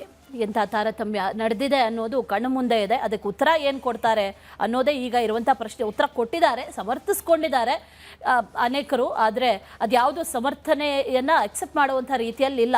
ಈ ಒಂದು ರೀತಿಯಲ್ಲಿ ಹೆಣ್ಮಕ್ಳಿಗೆ ಆಗಿರುವಂಥ ಅನ್ಯಾಯನೇ ಅಂತ ಹೇಳ್ಬೋದು. ಯಾಕಂದ್ರೆ ಭೀಮನಗೌಡ ಅವ್ರು ಮಾತಾಡೋದು ಕೇಳಿಸ್ಕೊಂಡ್ರೆ ನೀವು, ಅವ್ರು ಏನು ಹೇಳ್ತಿದ್ದಾರೆ, ಹೆಣ್ಮಕ್ಳು ಮಾತಾಡೋಕೆ ಮುಂದೆ ಬರ್ತಾ ಇಲ್ಲ, ಪ್ರೊಟೆಸ್ಟ್ ಮಾಡಲ್ಲ, ಪ್ರತಿಭಟನೆ ಮಾಡಲ್ಲ, ಕೇಳಲ್ಲ, ಈಗಲೂ ಕರೆ ಮಾಡಿ ಯಾರೂ ಮಾತಾಡಲಿಲ್ಲ. ಎಕ್ಸಾಂಪಲ್ ಹಿಂಗಿದ್ದಾಗ ಅವ್ರು ಅದನ್ನೇ ಯೂಸ್ ಮಾಡ್ಕೋತಾರೆ, ಅದನ್ನೇ ಆ ವೀಕ್ನೆಸ್ನೇ ಅವರು ಮೇನ್ ಪಾಯಿಂಟಾಗಿ ಇಟ್ಕೊಂಡು ಈಗ ಅವ್ರ ಬಾಯಲ್ಲಿ ಬಂತಲ್ಲ, ಯಾರು ದಿನೇಶ್ ಗುಂಡೂರಾವ್ ಅವ್ರ ಮೇಲೆ ಬಂತಲ್ಲ, ಇವರು ಗೆಲ್ಲಲ್ಲ, ಇವ್ರ ಕೈಲಿ ಆಗಲ್ಲ, ಇವ್ರು ಮಾಡಲ್ಲ, ಈ ರೀತಿಯಾದಂಥ ಮನೋಭಾವವನ್ನು ನೀವೇ ಸೃಷ್ಟಿ ಮಾಡ್ತಾ ಇದ್ದೀರಿ. ಅದಕ್ಕೆ ನಾನು ಹೇಳ್ತಾ ಇದ್ದೀನಿ, ಮಾತನಾಡುವವರಾಗಿ, ಕೇಳುವವರಾಗಿ, ಪ್ರಶ್ನೆ ಮಾಡುವವರಾಗಿ ಅಷ್ಟೇ. ಎಕ್ಸಾಕ್ಟ್ಲಿ. ಚಹಾದ ಸ್ವೀಟ್ ಟೇಸ್ಟ್ MDHD+ ನಿಂದಲೇ ಬರುತ್ತೆ. ಗಂಟು ಕಟ್ಟಿಕೋ ಲವಂಗ, ಹಸಿರು ಏಲಕ್ಕಿಯಿಂದ ತುಂಬಿದ MDHD+ ಮಸಾಲೆ. ಕಾಂಗ್ರೆಸ್ ಪಕ್ಷದೊಳಗಡೆ ಕ್ಯಾಬಿನೆಟ್ ರಚನೆ ಆದ ನಂತರದಲ್ಲಿ ಆದಂಥ ಅಸಮಾಧಾನ, ಆ ಅಸಮಾಧಾನವನ್ನು ಶಮನ ಮಾಡುವುದಕ್ಕೆ ರೆಬಲ್ ಲೀಡರ್ ಒಬ್ಬರನ್ನ ಸಮಾಧಾನ ಮಾಡೋದಕ್ಕೆ ಸುರ್ಜೇವಾಲಾ ಅವರು ಭೇಟಿ ಮಾಡಿದ್ರು. ಯಶವಂತರಾಯಗೌಡ ಪಾಟೀಲ್ ಅವರನ್ನ ತಡರಾತ್ರಿ ರಹಸ್ಯ ಸ್ಥಳದಲ್ಲಿ ಭೇಟಿಯಾಗಿ ಶಾಸಕರ ಜೊತೆ ಚರ್ಚೆ ಮಾಡೋದು. ಮುಂದೆ ನಿಮಗೆ ಪಕ್ಷದಲ್ಲಿ ಭವಿಷ್ಯ ಇದೆ, ಆದರೆ ಸಮಯ ಇರಬೇಕಲ್ಲ, ಏಜ್ ಇರಬೇಕಲ್ಲ, ಸಮಾಧಾನ ಮಾಡೋದ್ರಂತ. ಇಂದು CM ಭೇಟಿ ಮಾಡಲಿರುವಂಥ ಯಶವಂತರಾಯಗೌಡ ಪಾಟೀಲ್, ಮುಂದೆ ಭವಿಷ್ಯ ಇದೆ, ಏನೊಂದು 25-30 ವರ್ಷದ ಚಿರ ಯುವಕ ಆಗಿದ್ರೆ ಮುಂದೆ ಭವಿಷ್ಯ ಇದೆ ಅಂತ ಹೇಳ್ಬೋದು. ಓಕೆ, ತಡರಾತ್ರಿ ರಹಸ್ಯ ಸ್ಥಳದಲ್ಲೇ ಭೇಟಿ ಮಾಡಿ ಮುಂದೆ ಭವಿಷ್ಯ ಇದೆ ಅಂತ ಸುರ್ಜೇವಾಲಾ ಅವರು ಏನೋ ಅವ್ರನ್ನ ಮನವೊಲಿಸುವಂಥ ಕೆಲಸ, ಅವ್ರನ್ನ ಸಮಾಧಾನ ಮಾಡುವಂಥ ಕೆಲಸವನ್ನು ಮಾಡಿದಾರಂತೆ. ನೋಡೋಣ ಏನಾಗುತ್ತೆ, ಇದು ಯಾವ ರೀತಿ ಮುಂದಿನ ಬೆಳವಣಿಗೆಗಳೇನಾಗುತ್ತೆ, ರಾಜೀನಾಮೆಯನ್ನು ವಾಪಸ್ ಪಡೆದುಕೊಳ್ತಾರಾ ಅಥವಾ ಅದರ ಜೊತೆಗೆ ಇನ್ನಷ್ಟು ರಾಜೀನಾಮೆಯ ಸಂಖ್ಯೆ ಹೆಚ್ಚಳವಾಗುತ್ತಾ? DK ಶಿವಕುಮಾರ್ ಅಂದ್ರೇ ಟ್ರಬಲ್ ಶೂಟರ್ ಅನ್ನುವಂಥ ಮಾತಿದೆ, ಅವರಿಗೆ ಟ್ರಬಲ್ ಆಗುತ್ತಾ? ಕಾದು ನೋಡೋಣ. ಎಸ್, ಈ ಬಗ್ಗೆ ಇನ್ನಷ್ಟು ಮತ್ತಷ್ಟು ಮಾಹಿತಿಯನ್ನು ಕೊಡ್ತಾರೆ ನಮ್ಮ ಪ್ರತಿನಿಧಿ ಬಸವರಾಜ್. ಲೈವ್ನಲ್ಲಿ ಜಾಯ್ನ್ ಆಗ್ತಿದ್ದಾರೆ. ಬಸವರಾಜ್, ರಹಸ್ಯವಾದ ಭೇಟಿ, ಅದಕ್ಕೆ ಸಮ್ಮತಿ ಇದೆಯೇ? ಅಂದರೆ ಅವರು ಸಮ್ಮತಿ ಕೊಟ್ಟಿದ್ದಾರೆ ಯಶವಂತರಾಯಗೌಡ, ಅದು ಒಪ್ಕೊಂಡಿದ್ದಾರಾ? ಅದು ಸಮಾಧಾನ ಆಗಿದ್ದಾರಾ? ಸಮಾಧಾನ ಮಾಡುವಂಥ ಮನವೊಲಿಸುವಂಥ ಪ್ರಕ್ರಿಯೆ ಯಶಸ್ವಿ ಆಯಿತಾ ಅಥವಾ ಇನ್ನಷ್ಟು ರಾಜೀನಾಮೆ ಸಂಖ್ಯೆ ಜಾಸ್ತಿ ಆಗ್ತಾ ಹೋಗುತ್ತಾ? ಈ ತರದ ಸಚಿವ ಸಂಪುಟ ರಚನೆ ಆದಂತ ಸಂದರ್ಭದಲ್ಲಿ ಅಸಮಾಧಾನಗಳು ಸಹಜವಾಗಿ ಇದ್ದೇ ಇರ್ತವೆ, ಅದರಲ್ಲಿ ಎರಡು ಮಾತಿಲ್ಲ. ಯಾಕಂದ್ರೆ ಆಕಾಂಕ್ಷಿಗಳ ಸಂಖ್ಯೆ ಸಾಕಷ್ಟಿದೆ.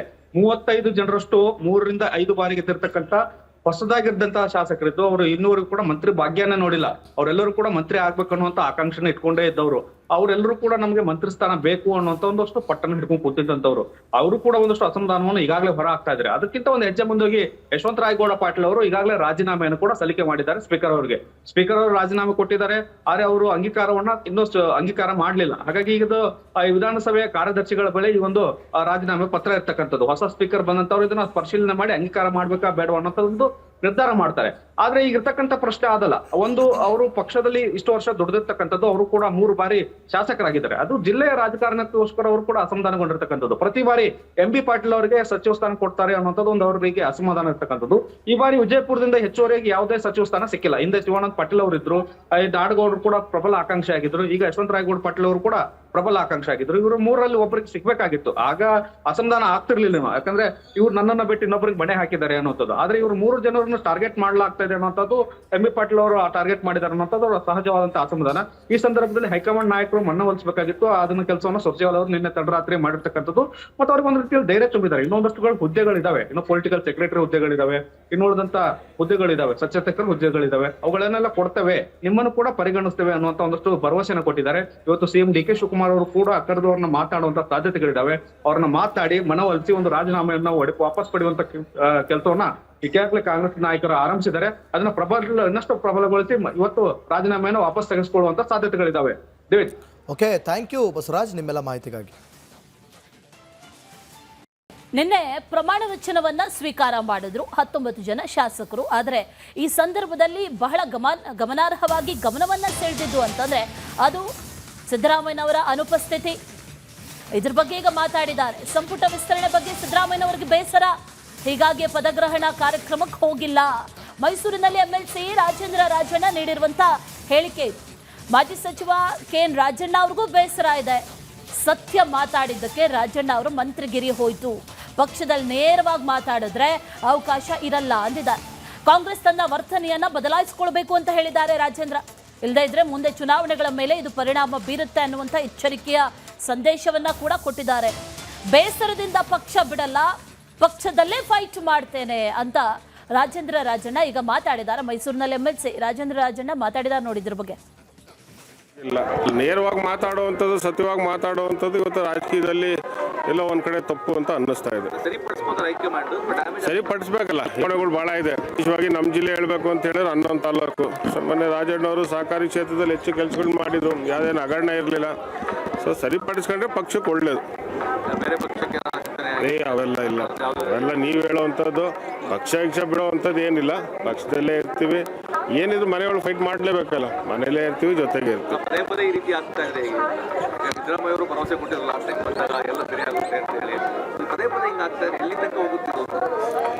ಈಗ ಸನ್ಮಾನ್ಯ ಸಿದ್ದರಾಮಯ್ಯವರು ನೀವು ನೋಡಿರ್ ಹೋಗಿಲ್ಲ ಎಲ್ಲಿಗೆ, ಪ್ರಮಾಣ ವಚನ ಇದಕ್ಕೆ ಅವರು ಹೋಗಿಲ್ಲ. ಸೊ ಅವರು ಎಲ್ಲ ಒಂದ್ ಕಡೆ ಬೇಸರ ಇರುತ್ತಲ್ಲ. ಸೊ ಅದೇ ರೀತಿ ರಾಜಣ್ಣವ್ರಿಗೂ ಇರುತ್ತೆ, ಬೇರೆ ಬೇರೆ ಮುಖಂಡಗಳು ಇರುತ್ತೆ. ಖಂಡಿತವಾಗಿ ಇದೆಲ್ಲ ಸರಿಪಡಿಸುತ್ತೆ. ನೇರವಾಗಿ ಮಾತಾಡುವಂಥದ್ದು, ಸತ್ಯವಾಗಿ ಮಾತಾಡುವಂಥದ್ದು ಇವತ್ತು ರಾಜಕೀಯದಲ್ಲಿ ಎಲ್ಲ ಒಂದ್ ಕಡೆ. ಆನೇಕಲ್ ಶಿವಣ್ಣಗೆ ಸಚಿವ ಸ್ಥಾನ ತಪ್ಪಿದ ಹಿನ್ನೆಲೆಯಲ್ಲಿ ಆನೇಕಲ್ನಲ್ಲಿ ಕಾಂಗ್ರೆಸ್ ಕಾರ್ಯಕರ್ತರ ಆಕ್ರೋಶ ಕೇಳಿ ಬರ್ತಾ ಇದೆ. ಟೈರ್ಗೆ ಬೆಂಕಿ ಹಚ್ಚಿ ಕಿಡಿಕಾರಿದ್ದಾರೆ ಶಿವಣ್ಣ ಬೆಂಬಲಿಗರು. ಕಾಂಗ್ರೆಸ್ ಹೈಕಮಾಂಡ್ ವಿರುದ್ಧ ಘೋಷಣೆಯನ್ನ ಕೂಗಿದ್ದಾರೆ ಆನೇಕಲ್ ಶಿವಣ್ಣ ಬೆಂಬಲಿಗರು. ಆನೇಕಲ್ ಶಿವಣ್ಣಗೆ ಈ ಬಾರಿ ಆದಷ್ಟು ಸಚಿವಗಿರಿ ಸಿಗುತ್ತೆ ಅನ್ನುವಂಥ ಮಾತುಕತೆಗಳನ್ನು ನಾವು ಕೇಳಿದ್ವಿ. ಆನೇಕಲ್ ಶಿವಣ್ಣನ ಹೆಸರು ಮುನ್ನೆಲೆಗೆ ಬಂದಿತ್ತು, ಬಹಳ ಸ್ಟ್ರಾಂಗ್ ಆಗೇ ಬಂದಿತ್ತು. ಆದರೆ ಶಾಕ್, ಆನೇಕಲ್ ಶಿವಣ್ಣ ಅವರ ಹೆಸರೇ ಇಲ್ಲ. ಸೊ ಹೀಗಾಗಿ ಕಾಂಗ್ರೆಸ್ ಹೈಕಮಾಂಡ್ ವಿರುದ್ಧ ಘೋಷಣೆಗಳನ್ನು ಕೂಗುತ್ತಾ ಟೈರಿಗೆ ಬೆಂಕಿ ಹಚ್ಚಿ ಕಾರ್ಯಕರ್ತರು ತಮ್ಮ ಆಕ್ರೋಶವನ್ನು ವ್ಯಕ್ತಪಡಿಸಿದ್ದಾರೆ. ಕಾಂಗ್ರೆಸ್ ಹೈಕಮಾಂಡ್ ವಿರುದ್ಧ ಘೋಷಣೆ ಕೂಗಿದ್ದಾರೆ. ನೋಡಿ ಅಸಮಾಧಾನ ಹೇಗೆ ಭುಗಿಲೇಳುತ್ತೆ ಅಂತ ಹೇಳಿ. ಆ ಅಸಮಾಧಾನವನ್ನು ಶಮನ ಮಾಡೋಷ್ಟೊತ್ತಿಗೆ ಹೈಕಮಾಂಡ್ಗೂ ಕೂಡ ಸಂಕಷ್ಟ ಎದುರಾಗ್ಬಿಡುತ್ತೆ.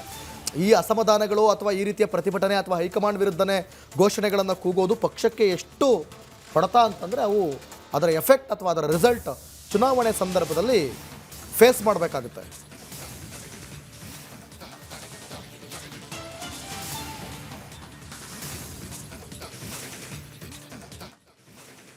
ಸಾಕಷ್ಟು ಸಚಿವಾಕಾಂಕ್ಷಿಗಳಿದ್ರು, ಅದರಲ್ಲಿ ಒಂದಷ್ಟು ಆಶ್ಚರ್ಯ ಅನ್ನುವಂಥ ಬದಲಾವಣೆ ಈ ಬಾರಿಯ ಲಿಸ್ಟಲ್ಲಿ ಆಯಿತು.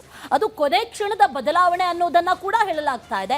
ಅದೇ ವಿಚಾರದ ಬಗ್ಗೆ SS ಮಲ್ಲಿಕಾರ್ಜುನ್ ಈಗ ಮಾತಾಡಿದ್ದಾರೆ. ಮೊದಲ ಪಟ್ಟಿಯಲ್ಲಿ ನನ್ನ ಹೆಸರು ಬರಲಿಲ್ಲ, ಎರಡನೇ ಪಟ್ಟಿಯಲ್ಲಿ ಹೆಸರು ಬಂತು. ಮೈಸೂರಿನಲ್ಲಿ ಸಚಿವ SS ಮಲ್ಲಿಕಾರ್ಜುನ್ ನೀಡಿರುವಂತಹ ಸ್ಟೇಟ್ಮೆಂಟ್ ಇದು. ಯಾಕೆ ಬದಲಾವಣೆ ಆಯಿತು, ಯಾಕೆ ಬಂತು ಗೊತ್ತಿಲ್ಲ, ಏನೇ ಬೆಳವಣಿಗೆ ಆಗಿದ್ರು ಚಾಮುಂಡೇಶ್ವರಿ ನೋಡಿಕೊಳ್ತಾಳೆ ಅಂತ ಹೇಳಿದ್ದಾರೆ. ಕೊನೆ ಕ್ಷಣದಲ್ಲಿ ಆದಂಥ ಬದಲಾವಣೆ.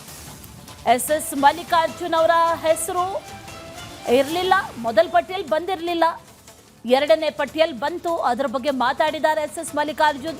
ಅದು ಹೇಗೆ ಬಂತು, ಮೊದಲ ಪಟ್ಟಿಯಲ್ಲಿ ಯಾಕೆ ಇರಲಿಲ್ಲ ಅದ್ರ ಬಗ್ಗೆ ಗೊತ್ತಿಲ್ಲ, ಅದು ಏನೇ ಇದ್ರೂ ಕೂಡ ಚಾಮುಂಡೇಶ್ವರಿ ನೋಡ್ಕೊಳ್ತಾಳೆ ಅಂತ ಅಂದಿದ್ದಾರೆ. ಏನು ಮಾತಾಡಿದ್ದಾರೆ ಬನ್ನಿ ನೋಡೋಣ. ಏನು ಅದರಲ್ಲಿ ಏನಂತ ಇದಾಗಿಲ್ಲ. ಬಟ್ ನನಗೆ ಬೆಳಗ್ಗೆ 10 ಗಂಟೆಗೆ ಫೋನ್ ಮಾಡಿದ್ರು, ಹಿಂಗೆ 4 ಗಂಟೆಗೆ ಸಚಿವ ಸಂಪುಟಕ್ಕೆ ತಾವು ಬರಬೇಕು ಅಂತ ಹೇಳಿದಾಗ ಸ್ವೇರಿಂಗ್ ಇನ್ ಸೆರೆಮನಿಗೆ ಆಯಿತು ಅಂತ ಹೇಳಿದ್ವಿ. ಅದೇ ರೀತಿ ಮತ್ತು ಆಮೇಲೆ ಲೀಸ್ಟಲ್ಲಿ ಚೇಂಜ್ ಆಗಿತ್ತು. ಮತ್ತು ಆಮೇಲೆ ಅವರೇ ಫೋನ್ ಮಾಡಿಬಿಟ್ಟು CM ಫೋನ್ ಮಾಡಿ, ಇಲ್ಲ 5 ಗಂಟೆಗೆ ಆಗಿದೆ, 5 ಗಂಟೆ ಬಾ ನೀನು ಅಂತ. ಮಕ್ಕಳ ವೈದ್ಯರು ರಿಪ್ಲೇಸು ಏನು ಅವ್ರಿಗೆ ಗೊತ್ತು, ನನಗೆ ಅದ್ರ ಬಗ್ಗೆ ಏನು ಐಡಿಯಾ. ನಿಮ್ಮ ಬೈ ಎಲೆಕ್ಷನ್ನಲ್ಲಿ ಆಗಿರುವಂತಹ ಮೋಸದ ಬಗ್ಗೆ ಚರ್ಚೆ ಆಗ್ತಾ ಇರೋದು. ನಿಮ್ಮ ಬೈ ಎಲೆಕ್ಷನ್ ಆಗಿರೋ ಈಗ ಎಲ್ಲ ಮುಗಿದೋಗೈತಿ, ದೇವಿ ಆಶೀರ್ವಾದ ಪಡಿಲಿಕ್ಕೆ ಬಂದೈತಿ, ಆ ದೇವಿನ ನೋಡ್ಕೊಂತದ್ದು.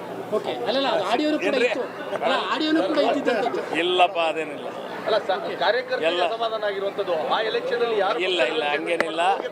ಹಂಗೇನಿಲ್ಲ, ಯಾರಿಗೂ ಏನು ಅಸಮಾಧಾನ ಇಲ್ಲ.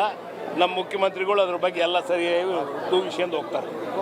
ನಿಮ್ಮ ಬೈ ಎಲೆಕ್ಷನ್ ಆಗಿರುವಂತಹ ಮೋಸದ ಬಗ್ಗೆ ಚರ್ಚೆ ಆಗ್ತಾ ಇರೋದು. ನಿಮ್ಮ ಬೈ ಎಲೆಕ್ಷನ್ ಆಗಿರೋ ಈಗ ಎಲ್ಲ ಮುಗಿದೋಗೈತಿ, ದೇವಿ ಆಶೀರ್ವಾದ ಪಡಿಲಿಕ್ಕೆ ಬಂದೈತಿ, ಆ ದೇವಿನ ನೋಡ್ಕೊಂತದ್ದು. ಇಲ್ಲಪ್ಪ ಅದೇನಿಲ್ಲ, ಎಲ್ಲ ಇಲ್ಲ ಹಂಗೇನಿಲ್ಲ ಯಾರಿಗೂ ಏನು ಅಸಮಾಧಾನ ಇಲ್ಲ. ನಮ್ಮ ಮುಖ್ಯಮಂತ್ರಿಗಳು ಅದ್ರ ಬಗ್ಗೆ ಎಲ್ಲ ಸರಿ. ಸಂಪುಟ ವಿಸ್ತರಣೆ ಆಯಿತು, ಖಾತೆ ಹಂಚಿಕೆಯ ಸವಾಲು ಈಗ ಇನ್ನೊಂದು ಸ್ಟಾರ್ಟ್ ಆಗುತ್ತೆ. ಈಗ ಅದೊಂದು ತಿಂಗಳಾಗ್ಬೋದಾ? ಖಾತೆ ಹಂಚಿಕೆ ತಡವಾದಷ್ಟು ಸರ್ಕಾರಕ್ಕೆ ಸಂಕಷ್ಟ, ಸರ್ಕಾರಕ್ಕೆ ಎದುರಾಗಲಿದೆ ಸಾಲು ಸಾಲು ಸವಾಲು. ವಿಳಂಬವಾದಷ್ಟು ರಾಜ್ಯಕ್ಕೂ ನಷ್ಟ, ಕಾಂಗ್ರೆಸ್ಗೂ ನಷ್ಟ. ರಾಜ್ಯದಲ್ಲಿ ಒಂದೆಡೆ ಬರ, ಮತ್ತೊಂದೆಡೆ ನೆರೆ ಸಂಕಷ್ಟ. ಸಂಕಷ್ಟದಲ್ಲಿ ಸಿಲುಕಿರುವ ಕರುನಾಡಿನ ಅನ್ನದಾತರು, ಕೃಷಿ ಮಂತ್ರಿ ಇಲ್ಲ, ಎಜುಕೇಷನ್ ಮಿನಿಸ್ಟರ್ ಇಲ್ಲ, ಅನ್ನದಾತರ ಅಹವಾಲು ಆಲಿಸಲು ಕೃಷಿ ಸಚಿವರೇ ಇಲ್ಲ. ಸಂಪುಟ ವಿಸ್ತರಣೆ ಏನೋ ಆಯಿತು, ಖಾತೆ ಹಂಚಿಕೆ ಈಗ ಈ ವಿಚಾರದಲ್ಲಿ ಒಂದಷ್ಟು ಮಾತನಾಡಬೇಕು ಅಂತ ಅನ್ಸುತ್ತೆ. ಯಾಕಂತಂದರೆ ನೋಡಿ, ಈಗ ಸಿಗೋದೇ ಕಷ್ಟ, ಅಂಥದ್ರಲ್ಲಿ ನನಗೆ ಅದೇ ಬೇಕು ಇದೇ ಬೇಕು ಅಂತ ಯಾಕಂತಾರೆ ಅನ್ನೋದೇ ನನಗೆ ಯಕ್ಷ ಪ್ರಶ್ನೆ. ಈಗ ನನಗೆ ಈ ಜನ ನನ್ನನ್ನು ಓಟ್ ಹಾಕಿ ಗೆಲ್ಲಿಸಿ ನನ್ನ ಶಾಸಕನ ಮಾಡಿದಾರೋ ಅಥವಾ MLC ಮಾಡಿದಾರೋ, MLA ಮಾಡಿದ್ದಾರೆ ಅಲ್ವಾ, ಅದಕ್ಕೊಂದು ಬೆಲೆ ಕೊಡಬೇಕು, ರೆಸ್ಪೆಕ್ಟ್ ಕೊಡಬೇಕು ಒಂದು. ಇನ್ನೊಂದು, ಸಿಗೋ ಸ್ಥಾನವನ್ನು ತೃಪ್ತಿಪಟ್ಟು ಮಾಡೋದಿಲ್ಲ. ಯಾಕೆ ನನಗೆ ಅದೇ ಬೇಕು ಇದೇ ಬೇಕು? ಜನ ಹೇಳ್ತಾ ಇದ್ರು ಅದರಲ್ಲಿ ಅಷ್ಟು ದುಡ್ಡಿರುತ್ತೆ ಇಷ್ಟು ದುಡ್ಡಿರುತ್ತೆ ಅಂತ ಜನ ಹೇಳ್ತಾ ಇದ್ರು, ನನಗೆ ಗೊತ್ತಿಲ್ಲ, ಜನ ಹೇಳ್ತಾ ಇದ್ರು. ಆಯ್ತಾ? ಕಾವೇರಿ ನೀರು ವಿಚಾರವಾಗಿ ತಮಿಳುನಾಡು ಹೋರಾಟ ಮಾಡ್ತಾ ಇದೆ, ಸುಪ್ರೀಂನಲ್ಲಿ ಹೋರಾಟ ಮಾಡ್ತಾ ಇದೆ ತಮಿಳುನಾಡು. ಸಚಿವರಿಗೆ ಖಾತೆ ಹಂಚಿಕೆ ಮಾಡದೇ ಇದ್ರೆ ಈಗ ಮತ್ತೆ ಸಮಸ್ಯೆ ಆಗುತ್ತೆ. ಯಾಕಂದ್ರೆ ಒಗ್ಗಟ್ಟಿನ ಹೋರಾಟ ಮಾಡಬೇಕು, ಆದ್ರೆ ಅದಕ್ಕೆ ಕಂಟಕ ಆಗುವಂತ ಸಾಧ್ಯತೆ ಇದೆ. ಕಾವೇರಿ ವಿಚಾರದಲ್ಲಿ ರಾಜ್ಯದ ಮೇಲೆ ಪರಿಣಾಮ ಬೀರುವಂತ ಸಾಧ್ಯತೆ ಇದೆ. ಶೀಘ್ರದಲ್ಲೇ ವಿಧಾನಸಭೆ ಅಧಿವೇಶನ ಕೂಡ ಆರಂಭ ಆಗುತ್ತೆ. ಆ ಸಂದರ್ಭದಲ್ಲಿ ಪೂರ್ವ ತಯಾರಿ ಮಾಡ್ಕೊಳ್ಬೇಕಲ್ವಾ ಸಚಿವರು? ಖಾತೆ ಹಂಚಿಕೆ ಎಷ್ಟು ತಡ ಆಗುತ್ತೋ ಅಷ್ಟು ಸರ್ಕಾರಕ್ಕೆ ಸಂಕಷ್ಟ. ಯಾಕಂದ್ರೆ ವಿಪಕ್ಷಗಳು ಪ್ರಶ್ನೆ ಕೇಳಿದಂತ ಸಂದರ್ಭದಲ್ಲಿ ಸಮರ್ಥವಾಗಿ ಅದನ್ನು ನಿಭಾಯಿಸಬೇಕು, ಉತ್ತರ ಕೊಡಬೇಕು ಅಂತಂದರೆ ಪೂರ್ವ ತಯಾರಿಗಳು ಬೇಕು. ಆ ಖಾತೆಯನ್ನ ಅರ್ಥ ಮಾಡ್ಕೊಂಡಿರಬೇಕು, ಆ ಖಾತೆಯ ಬಗ್ಗೆ ಒಂದಷ್ಟು ಸ್ಟಡಿ ಮಾಡ್ಕೊಂಡಿರಬೇಕು. ಏನಾಗಿದೆ, ಎಷ್ಟು ಕೊಟ್ಟಿದ್ದಾರೆ, ಎಷ್ಟು ಕೊಡೋದು ಬಾಕಿ ಇದೆ, ಯಾಕೆ ಆಗಿಲ್ಲ, ಯಾವಾಗ ಆಗುತ್ತೆ, ಇದೆಲ್ಲದಕ್ಕೂ ಕೂಡ ಉತ್ತರ ಕೊಡಬೇಕಾಗಿರೋದು ಸಚಿವರೇ ಅಲ್ವೇ? ಅಂಥ ಸಂದರ್ಭದಲ್ಲಿ ಬಹಳ ತೊಂದರೆ ಆಗುತ್ತೆ. ಎಷ್ಟು ವಿಳಂಬ ಆಗುತ್ತೋ ಅಷ್ಟು ರಾಜ್ಯಕ್ಕೂ ನಷ್ಟ, ಸರ್ಕಾರಕ್ಕೂ ನಷ್ಟ, ಸರ್ಕಾರಕ್ಕೆ ಸಂಕಷ್ಟ. ಕೊನೆ ಗಳಿಗೆಯಲ್ಲಿ ಏನಾದರೂ ಖಾತೆ ಹಂಚಿಕೆ ಮಾಡಿದ್ರೆ ಬಹಳ ದೊಡ್ಡ ಸಮಸ್ಯೆ ಆಗುತ್ತೆ. ಯಾಕಂದರೆ ವಿಪಕ್ಷಗಳ ಪ್ರಶ್ನೆಗೆ ಸಚಿವರು ಉತ್ತರ ಕೊಡೋದಕ್ಕೆ ಆಗದೇ ಇರುವಂಥ ಪರಿಸ್ಥಿತಿ ಆಗಬಹುದು. ಅಧಿಕಾರಿಗಳ ಉತ್ತರ ಜೊತೆಗೆ ಏನಾದರೂ ಅವ್ರು ಹೇಳಿದ್ದನ್ನು ಇವರು ಹೇಳಿ ಪೇಚಿಗೆ ಸಿಲುಕಬೇಕಾಗುವಂಥ ಪರಿಸ್ಥಿತಿಗಳು ಕೂಡ ಬರಬೇಕಾಗಬಹುದು. ವಿಪಕ್ಷಗಳಿಗೆ ಅಸ್ತ್ರ ನೀಡಿ ಸಂಕಷ್ಟಕ್ಕೆ ಸಿಲುಕುವಂಥ ಸಾಧ್ಯತೆ ಇದೆ. ಇದೆಲ್ಲದರಿಂದ ಎಸ್ಕೇಪ್ ಆಗಬೇಕು ಅಂತಂದರೆ ಅತಿ ಶೀಘ್ರದಲ್ಲಿ ಖಾತೆ ಹಂಚಿಕೆ ಕೂಡ ಆಗಬೇಕಿದೆ.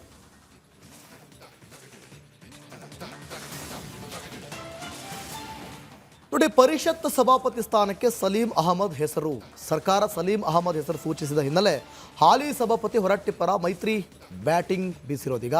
ಸಭಾಪತಿ ಹೊರಟ್ಟಿಯನ್ನು ಕೆಳಗಿಳಿಸದಂತೆ ಮನವಿಯನ್ನು ಮಾಡಿಕೊಂಡಿದ್ದಾರೆ. ಹೊರಟ್ಟಿ ಅವರು ಪಕ್ಷಾತೀತವಾಗಿ ನಡೆದುಕೊಳ್ತಾರೆ. ಹೊರಟ್ಟಿ ಅನುಭವ ಮಾರ್ಗದರ್ಶನ ತುಂಬ ಅಗತ್ಯ. ಹೊರಟ್ಟಿ ಅಗತ್ಯತೆಯ ಬಗ್ಗೆ ಸರ್ಕಾರಕ್ಕೆ ಮನವರಿಕೆ ಮಾಡಿಕೊಡಬೇಕು. ಬೆಳಗ್ಗೆ 11ಕ್ಕೆ BJP JDS ಜಂಟಿ ಸುದ್ದಿಗೋಷ್ಠಿ ಮಾಡಿ ಪರಿಷತ್ ವಿಪಕ್ಷ ನಾಯಕ ಛಲವಾದಿ ನಾರಾಯಣ ಸ್ವಾಮಿ, BJP ವಿಪ್ ರವಿಕುಮಾರ್ ಭೋಜೇಗೌಡರು ಸುದ್ದಿಗೋಷ್ಠಿಯನ್ನು ಮಾಡ್ತಾರೆ. ಮಾಡಿ ಮನವರಿಕೆ ಮಾಡಿಕೊಡೋದ್ರಲ್ಲಿ ಇದ್ದಾರಂತೆ. ಕಾರಣ ಹೊರಟ್ಟಿಯವರ ಅನುಭವ, ಅವ್ರು ನೀಡುವಂಥ ಒಂದಷ್ಟು ಮಾರ್ಗದರ್ಶನ ಬಹಳ ಮುಖ್ಯ ಪರಿಷತ್ ಸಭಾಪತಿಯಾಗಿ. ಸೊ ಹಾಗಾಗಿ ನಮಗೆ ಹೊರಟ್ಟಿಯವರೇ ಬೇಕು ಅಂತ ಕೇಳ್ತಾ ಇದ್ದಾರಂತೆ. ಸಭಾಪತಿ ಸ್ಥಾನಕ್ಕೆ ಸಲೀಂ ಅಹಮದ್ ಹೆಸರು ಬಂದಂಥ ಹಿನ್ನೆಲೆಯಲ್ಲಿ ದೋಸ್ತಿಗಳು ಈ ರೀತಿಯಾಗಿ ಹೊರಟ್ಟಿ ಪರವಾಗಿ ಬ್ಯಾಟ್ ಬೀಸ್ತಾ ಇದ್ದಾರೆ. ಕಾದೋಣ ಸುದ್ದಿಗೋಷ್ಠಿಯಲ್ಲಿ ಏನಾಗುತ್ತೆ ಅಂತ.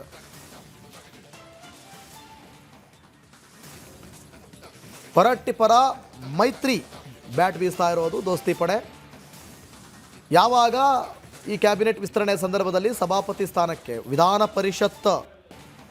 ಪರಿಷತ್ ಸಭಾಪತಿ ಸ್ಥಾನಕ್ಕೆ ಸಲೀಂ ಅಹಮದ್ ಅವರ ಹೆಸರನ್ನು ಸೂಚಿಸಲಾಯಿತು. ಆಗ ದೋಸ್ತಿ ಪಡೆ ಇದನ್ನು ವಿರೋಧಿಸಿದ್ರೆ, ವಿರೋಧ ಅಂತೇನು ಅವ್ರು ಬೇಡ ಅನ್ನುವಂಥದ್ದೇನು ಹೇಳ್ತಾ ಇಲ್ಲ, ನಮಗೆ ಹೊರಟ್ಟಿ ಬೇಕು ಅಂತ ಹೇಳ್ತಾ ಇದ್ದಾರೆ. ಸೊ ಇಂಡೈರೆಕ್ಟ್ಲಿ ವಿರೋಧ ವ್ಯಕ್ತಪಡಿಸ್ತಾ ಇದ್ದಾರೆ. ಹೊರಟ್ಟಿಯವರ ಮಾರ್ಗದರ್ಶನ, ಬಸವರಾಜ ಹೊರಟ್ಟಿಯವರ ಅನುಭವ ಇವೆಲ್ಲವೂ ಕೂಡ ಬಹಳ ಮುಖ್ಯ ಅನ್ನುವಂಥ ನಿಟ್ಟಿನಲ್ಲಿ ಒಂದು ಸುದ್ದಿಗೋಷ್ಠಿಯನ್ನು ಕೂಡ ಮಾಡ್ತಾರಂತೆ. ಕಾಂಗ್ರೆಸ್ ಪಕ್ಷಕ್ಕೆ ಮನವರಿಕೆ ಮಾಡಿಕೊಡುವಂಥ ಕೆಲಸವನ್ನು ಕೂಡ ಮಾಡೋದಕ್ಕೆ ಸಿದ್ಧ ಆಗಿದ್ದಾರೆ.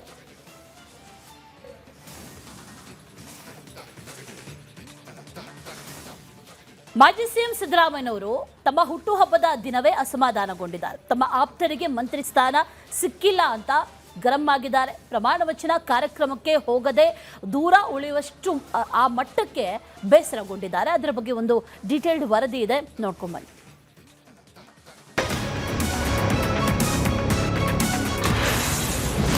ಸಿದ್ದರಾಮಯ್ಯ ಹುಟ್ಟುಹಬ್ಬದ ದಿನವೇ ಚೆಕ್ಮೇಟ್. ಸಿದ್ದರಾಮಯ್ಯ ಲಿಸ್ಟ್ಗೆ ಮಣೆ ಹಾಕದ ಹೈಕಮಾಂಡ್. ಮಾಜಿ ಸಿಎಂರನ್ನೇ ಸೈಡ್ ಲೈನ್ ಮಾಡಿದ್ರ ವರಿಷ್ಠರು. ಹುಟ್ಟುಹಬ್ಬದ ದಿನವೇ ಸಿದ್ದರಾಮಯ್ಯಗೆ ಶಾಕ್. ಅಳೆದು ತೂಗಿ ಮಾಜಿ ಸಿಎಂ ನೀಡಿದ ಪಟ್ಟಿಗೆ ಹೈಕಮಾಂಡ್ ಮಣೆ ಹಾಕಿಲ್ಲ ಅನ್ನೋ ಕೂಗು ಕೇಳಿಬಂದಿದೆ. ಸಿಎಂ ಸ್ಥಾನದಿಂದ ಇಳಿದ ಬಳಿಕ ಸಿದ್ದರಾಮಯ್ಯ ಅವರಿಗೆ ಹಿಡಿತ ತಪ್ಪಿದಂತೆ ಕಾಣಿಸುತ್ತಿದೆ. ಮೊದಲು ಸಿದ್ದರಾಮಯ್ಯರ ಎಲ್ಲ ಮಾತುಗಳಿಗೆ ಮಣೆ ಹಾಕ್ತಾ ಇದ್ದ ಕಾಂಗ್ರೆಸ್ ಹೈಕಮಾಂಡ್ ಈಗ ಉಲ್ಟಾ ಹೊಡೆಯುತ್ತಿದೆಯಾ ಎಂಬ ಅನುಮಾನ ಶುರುವಾಗಿದೆ. ಕ್ಯಾಬಿನೆಟ್ ವಿಸ್ತರಣೆ ವಿಚಾರವಾಗಿ ಸಾಕಷ್ಟು ಹೈಡ್ರಾಮಾ ನಡೆದ ಬಳಿಕ ರಾಜ್ಯ ನಾಯಕರಿಂದ ಪಟ್ಟಿ ಪಡೆದು ಕಾಂಗ್ರೆಸ್ ಹೈಕಮಾಂಡ್ ಕಳಿಸಿತ್ತು. ತಮ್ಮದೇ ಆದ ಬೆಂಬಲಿಗರ ಕೆಲ ಹೆಸರುಗಳನ್ನು ಸಿದ್ದರಾಮಯ್ಯ, ಡಿಕೆ ಶಿವಕುಮಾರ್, ಬಿಕೆ ಹರಿಪ್ರಸಾದ್ ಹೇಳಿ ಬಂದಿದ್ರು. ತಮ್ಮ ಆಪ್ತರ ಹೆಸರುಗಳಿಗೆ ಹೈಕಮಾಂಡ್ ಮಣೆ ಹಾಕುತ್ತೆ ಎಂಬ ವಿಶ್ವಾಸದಲ್ಲಿ ಸಿದ್ದರಾಮಯ್ಯ ಇದ್ರು. ನಿನ್ನೆ ಬಿಡುಗಡೆಯಾದಂಥ ಸಚಿವರ ಪಟ್ಟಿ ನೋಡಿ ಹಲವರಿಗೆ ಶಾಕ್ ಆಗಿದೆ. ಸಚಿವ ಸ್ಥಾನ ಸಿಗದ ಕಾರಣಕ್ಕೆ ಕೆಲವರು ಬಹಿರಂಗವಾಗಿ ಅಸಮಾಧಾನವನ್ನ ಹೊರಹಾಕ್ತಾ ಇದ್ದಾರೆ. ತಮ್ಮ ಆಪ್ತರಿಗೆ ಸಚಿವ ಸ್ಥಾನ ಸಿಕ್ಕಿಲ್ಲ ಅಂತ ಸಿದ್ದರಾಮಯ್ಯ ಕೂಡ ಅಸಮಾಧಾನಗೊಂಡಿದ್ದಾರೆ. ಮೂಲ ಕಾಂಗ್ರೆಸ್ ಅನ್ನೋಕ್ಕಿಂತ ಇವತ್ತು ಕಾಂಗ್ರೆಸ್ದಲ್ಲಿ ಇದ್ದುಕೊಂಡು ಕಾಂಗ್ರೆಸ್ಸನ್ನ ಯಾರು ಇದನ್ನ ನಿಶ್ಯಕ್ತ ಮಾಡಬೇಕನ್ನುವಂಥ ಜನರಿದ್ದಾರೆ. ತಮ್ಮ ಸ್ವಾರ್ಥಮಯವಾದಂಥ ರಾಜಕಾರಣ ಮಾಡತಕ್ಕಂಥವ್ರಾಗಿದ್ದಾರೆ. ಅವರು ಇವತ್ತು ಜಿಲ್ಲಾವಾರು ಏನು ಷಡ್ಯಂತರ ಮಾಡಿದ್ದಾರೆ ಅದರ ಬಗ್ಗೆ ಬೇಸರ ಆಗಿದೆ. ಮುಖ್ಯಮಂತ್ರಿ ಬಗ್ಗೆ ಇಲ್ಲ, ಸಿದ್ದರಾಮಯ್ಯನವ್ರ ಬಗ್ಗೆ ನಮಗೆ ಬೇಸರಿಲ್ಲ, ಅಥವಾ ಹೈಕಮಾಂಡ್ದವ್ರ ಬಗ್ಗೆ ಬೇಸರಿಲ್ಲ. ಆದರೆ ಇವರು ಕೆಲವರು ಹೋಗಿ ಅಲ್ಲಿ ಅವರ ತಪ್ಪು ಮಾಹಿತಿಯನ್ನು ಕೊಟ್ಟು ನಮ್ಮ ವಿರುದ್ಧವಾದಂತಹ ಚಟುವಟಿಕೆ ಮಾಡಲಿಕ್ಕೆ ಏನು ಪ್ರಯತ್ನ ಮಾಡಿದ್ದಾರೆ ಅದು ಕಾರಣ, ಅದು ಬೇಜಾರಾಗಿದೆ. ಇನ್ನು ಸಿದ್ದರಾಮಯ್ಯ ಅಸಮಾಧಾನಗೊಳ್ಳಲು ಪ್ರಮುಖ ಕಾರಣವೆಂದರೆ ತಮ್ಮ ಆಪ್ತರಾದ ಅಶೋಕ್ ಪಟ್ಟಣ್, ಎಚ್.ಸಿ. ಮಹದೇವಪ್ಪ, ಬಸವರಾಜ್ ಶಿವಣ್ಣನವರಿಗೆ ಮಂತ್ರಿ ಸ್ಥಾನ ಸಿಗದೇ ಇರುವುದು. ಇನ್ನಷ್ಟು ಆಪ್ತರ ಪರವಾಗಿ ಸಿದ್ದರಾಮಯ್ಯ ಏನೋ ಹೈಕಮಾಂಡ್ ಮುಂದೆ ಬ್ಯಾಟಿಂಗ್ ಮಾಡಿ ಬಂದಿದ್ರು. ಅವರಿಗೆ ಸಿಗದಿದ್ದರೂ ಸಿದ್ದರಾಮಯ್ಯ ಅಸಮಾಧಾನಗೊಳ್ತಾ ಇರಲಿಲ್ಲ. ಪ್ರಮುಖವಾಗಿ ಪಠಣ್, ಮಹದೇವಪ್ಪ, ಶಿವಣ್ಣನವರ್, ಪೊನ್ನಣ್ಣನವರಿಗೆ ಸಚಿವ ಸ್ಥಾನ ಕೈತಪ್ಪಿದ್ದು ಸಿದ್ದರಾಮಯ್ಯ ಪಿತ್ತ ನೆತ್ತಿಗೇರುವಂತೆ ಮಾಡಿದೆ. ಅವರ ತೀರ್ಪು ಏನು ಬರುತ್ತೆ ಅನ್ನೋದನ್ನ ಕಾದು ನೋಡ್ತೇನೆ. ಅವ್ರ ಹತ್ರ ಚರ್ಚೆ ಮಾಡ್ತೇನೆ. ಕಾರ್ಯಕರ್ತರ ಸಭೆ ಅವ್ರು ಹೇಳಿ ತೀರ್ಮಾನ ಕೊಡ್ತಾರೆ. ನಾನು ಕಾರ್ಯಕರ್ತರ ಅಹವಾಲು ಮತ್ತು ಅವರ ಮನಸ್ಸಲ್ಲಿರುವಂತಹ ಅವರ ಅಂತರಂಗದ ಮಾತನ್ನು ನಾನು ಕೇಳಿ ತದನಂತರ ತೀರ್ಮಾನಕ್ಕೆ ಬರ್ತೇನೆ. ರಾಜ್ಯದ ಉಸ್ತುವಾರಿ ವಹಿಸಿಕೊಂಡಿರುವಂತಹ ಸುರ್ಜಿವಾಲ ಅವರು ಕೂಡ 2.5 ವರ್ಷ ಸೂತ್ರನ ನಾವು ಮಾಡಿದ್ದೇವೆ. ಮುಂದೆ ನಿಮಗೆ ಅನುಕೂಲ ಆಗುತ್ತೆ. ಯಾವ ನಿಗಮ ಬೇಕಾದರೂ ನಿಮಗೆ ಇವತ್ತೇ ನಾನು ಘೋಷಣೆ ಮಾಡ್ತೀನಿ ಅಂದರು. ನಾನು ಯಾವುದೇ ನಿಗಮ ಒಪ್ಕೊಳ್ಳೋಕ್ಕೆ ತಯಾರಿಲ್ಲ ಸರ್. ನಾನು ಪಕ್ಷದ ಶಿಸ್ತಿನ. ಸಿದ್ದರಾಮಯ್ಯ ಭೇಟಿಯಾದ ಸಿಎಂ ಡಿಕೆ ಶಿವಕುಮಾರ್. ಸಚಿವರ ಪದಗ್ರಹಣಕ್ಕೆ ಸಿದ್ದರಾಮಯ್ಯ ಗೈರಾಗಿದ್ರು. ಈ ಬೆನ್ನಲ್ಲೇ ಮಾಜಿ ಸಿಎಂರನ್ನ ಸಿಎಂ ಡಿಕೆಶಿ ಭೇಟಿಯಾಗಿ ಹುಟ್ಟುಹಬ್ಬಕ್ಕೆ ವಿಶ್ ಮಾಡಿದ್ದಾರೆ.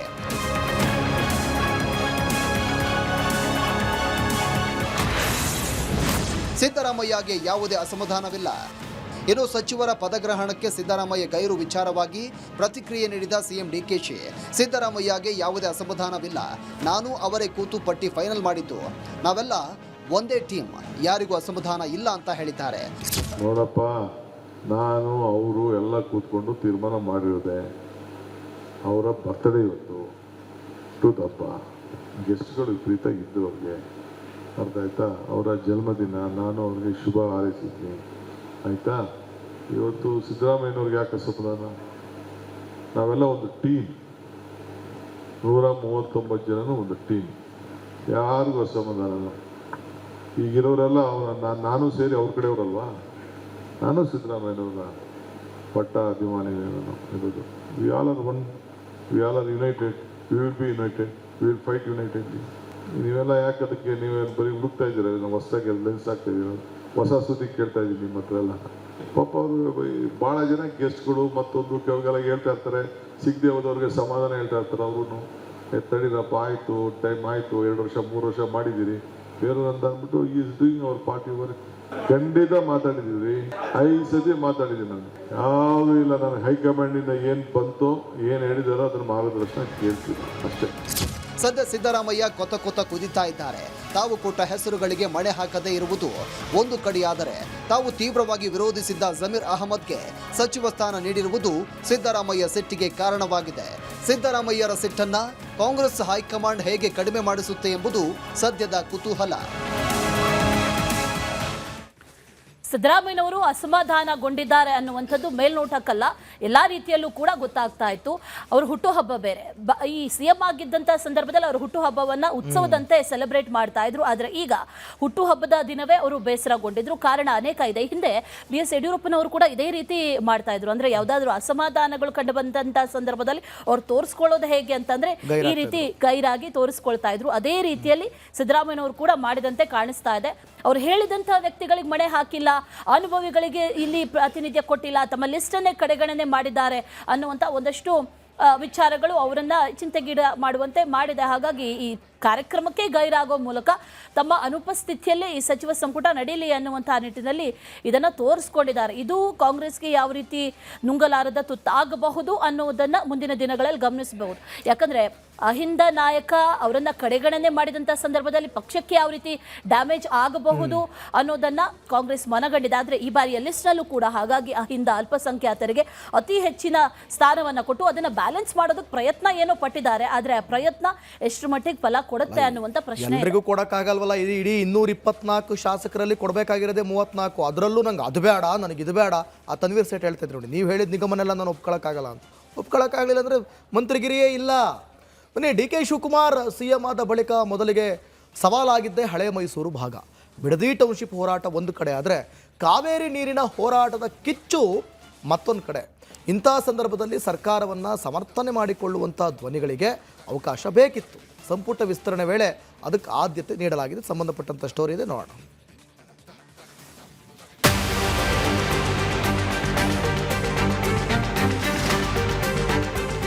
ಎನ್ ಚಲುವರಾಯಸ್ವಾಮಿ ಎಂಬ ಹೆಸರಿನ ನಾನು ಕಾನೂನಿನ ಮೂಲಕ ಸ್ಥಾಪಿತವಾದ ಭಾರತದ ಸಂವಿಧಾನದ ವಿಷಯದಲ್ಲಿ ನಿಜವಾದ ಶ್ರದ್ಧೆ ಮತ್ತು ನಿಷ್ಠೆಯನ್ನು ಹೊಂದಿರುತ್ತೇನೆಂದು ದೇವರ ಹೆಸರಿನಲ್ಲಿ ಪ್ರಮಾಣ ಮಾಡುತ್ತೇನೆ. ಹುಲಿಕಟ್ಟೆ ಚೆನ್ನಪ್ಪ ಬಾಲಕೃಷ್ಣ ಎಂಬ ಹೆಸರಿನಾದ ನಾನು ನ್ಯಾಯವಾದದ್ದೇನೆ ಮಾಡುತ್ತೇನೆಂದು ದೇವರ ಹೆಸರಿನಲ್ಲಿ ಪ್ರಮಾಣ ಮಾಡುತ್ತೇನೆ. ಹಳೆ ಮೈಸೂರು ಭಾಗಕ್ಕೆ ಬಂಪರ್, ಏನಿದು ತಂತ್ರ? ಬಿಡದಿ ಕಾವೇರಿ ಕಿಚ್ಚು, ಆಪ್ತರಿಗೆ DKC ಮಣೆ. ಹಳೆ ಮೈಸೂರು ಭಾಗದಲ್ಲಿ ಕಾಂಗ್ರೆಸ್ ಹಾಗೂ JDS ಪಕ್ಷದ್ದೇ ನೇರ ಹೋರಾಟ. ಚುನಾವಣೆ ಇರಲಿ ಬಿಡ್ಲಿ, ಇಲ್ಲಿ ಎರಡು ಪಕ್ಷಗಳ ಕಾರ್ಯಕರ್ತರು ನಾಯಕರು ಸದಾ ವಾಕ್ ಸಮರವನ್ನು ನಡೆಸ್ತಾನೆ ಇರ್ತಾರೆ. ಅದರಲ್ಲೂ ಒಕ್ಕಲಿಗ ನಾಯಕ DK ಶಿವಕುಮಾರ್ CM ಆದ ಬಳಿಕ ದಳಪತಿಗಳು ನೇರ ಯುದ್ಧವನ್ನು ಹಾರಿದ್ದಾರೆ. ಅದು ಬಿಡದಿ ಟೌನ್ಶಿಪ್ ವಿಚಾರವಾಗಿ. ಕೇಂದ್ರ ಸಚಿವರಾದರೂ ಕುಮಾರಸ್ವಾಮಿ ಅವರು ಬಿಡದಿ ಟೌನ್ಶಿಪ್ ವಿರುದ್ಧ ಹೋರಾಟದ ಅಖಾಡಕ್ಕೆ ಇಳಿದಿದ್ದಾರೆ. ಇದು CM DK ಶಿವಕುಮಾರ್ಗೆ ಇಕ್ಕಟ್ಟಿಗೆ ಸಿಲುಕುವಂತೆ ಮಾಡಿದೆ. ಆದರೆ ಇದೀಗ ಸಚಿವ ಸಂಪುಟದಲ್ಲಿ ಸ್ಥಾನವನ್ನು ನೀಡಿ ಮಾಸ್ಟರ್ ಪ್ಲಾನ್ ಮಾಡಿದ್ದಾರೆ. ಹಳೆ ಮೈಸೂರು ಭಾಗದಲ್ಲಿ CM ಪರವಾಗಿ ಗಟ್ಟಿಯಾಗಿ ಸಮರ್ಥಿಸಿಕೊಳ್ಳುವಂತಹ ಧ್ವನಿಗಳ ಅವಶ್ಯಕತೆ ಇತ್ತು. ಇಡೀ ಕಾಂಗ್ರೆಸ್ ಪಕ್ಷದ ನಾಯಕರೇ ಬಿಡದಿ ಹೋರಾಟದ ಬಗ್ಗೆ ಮಾತನಾಡದ ಸಂದರ್ಭದಲ್ಲಿ CM ಪರವಾಗಿ ಗಟ್ಟಿಯಾಗಿ ನಿಂತಿದ್ದ ಮಾಗಡಿ ಶಾಸಕ ಬಾಲಕೃಷ್ಣ ಇದೀಗ ಅವರಿಗೆ ಮಣೆ ಹಾಕಲಾಗಿದೆ. ಇಲ್ಲ, ಎಲ್ಲರೂ ಕೂಡ ಅರ್ಹರೇ. ಯಾರ್ಯಾರು ಪೈಪೋಟಿ ಇತ್ತು ಎಲ್ರಿಗೂ ಕೂಡ ಅರ್ಹತೆ ಇದ್ದಿದ್ದೇನೆ. ಆದರೆ ಒಂದು ವಿಶ್ವಾಸ ಈ ಭಾಗದಲ್ಲಿ, ಹಳೆಯ ಮೈಸೂರು ಭಾಗದಲ್ಲಿ ಸ್ವಲ್ಪ ಈಗ ತಮಗೆ ಗೊತ್ತಿದೆ MP ಚುನಾವಣೆ ಆದಮೇಲೆ ಯಾವ ರೀತಿ ಬೆಳವಣಿಗೆ ಆಗ್ತಾ ಇದೆ ಅಂತೇಳಿ. ಅದಕ್ಕೆ ಇವಾಗ ನಮ್ಗಳ ಜವಾಬ್ದಾರಿ ಜಾಸ್ತಿ ಆಗಿದೆ. ಹಳೆ ಮೈಸೂರು ಭಾಗದಲ್ಲಿ ಈಗ ನಮಗೆ ಚಲುವರಾಯಸ್ವಾಮಿ ಇರ್ಬೋದು, ನನಗಿರ್ಬೋದು, ಶಿವಲಿಂಗೇಗೌಡರಿಗಿರ್ಬೋದು, ಏನು ಮುಖ್ಯಮಂತ್ರಿಗಳು ಜವಾಬ್ದಾರಿ ಕೊಟ್ಟಿದ್ದಾರೆ, ಇದ್ರದ್ದು ಜವಾಬ್ದಾರಿ ಜಾಸ್ತಿ ಆಗಿದೆ.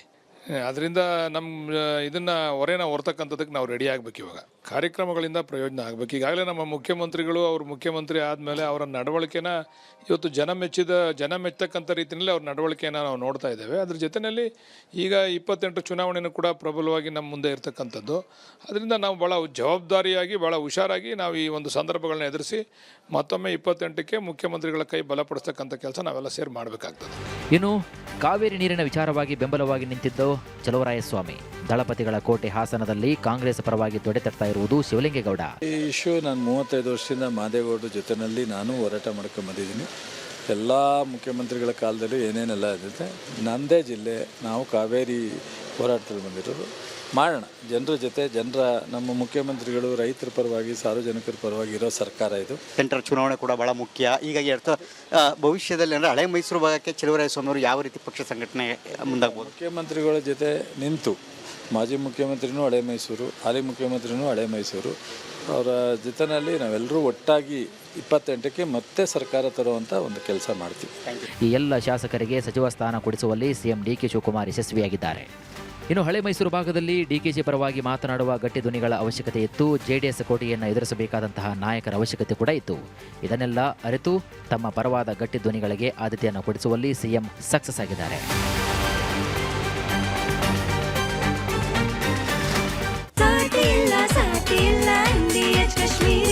ಅರೆ ಕಡಿಮೆ ಹಾಕು ಆದ್ರೆ ಅಸಲಿ ಹಾಕು. MDH ಕಾಶ್ಮೀರಿ ಕೆಂಪು ಮೆಣಸಿನ ಪೌಡರ್.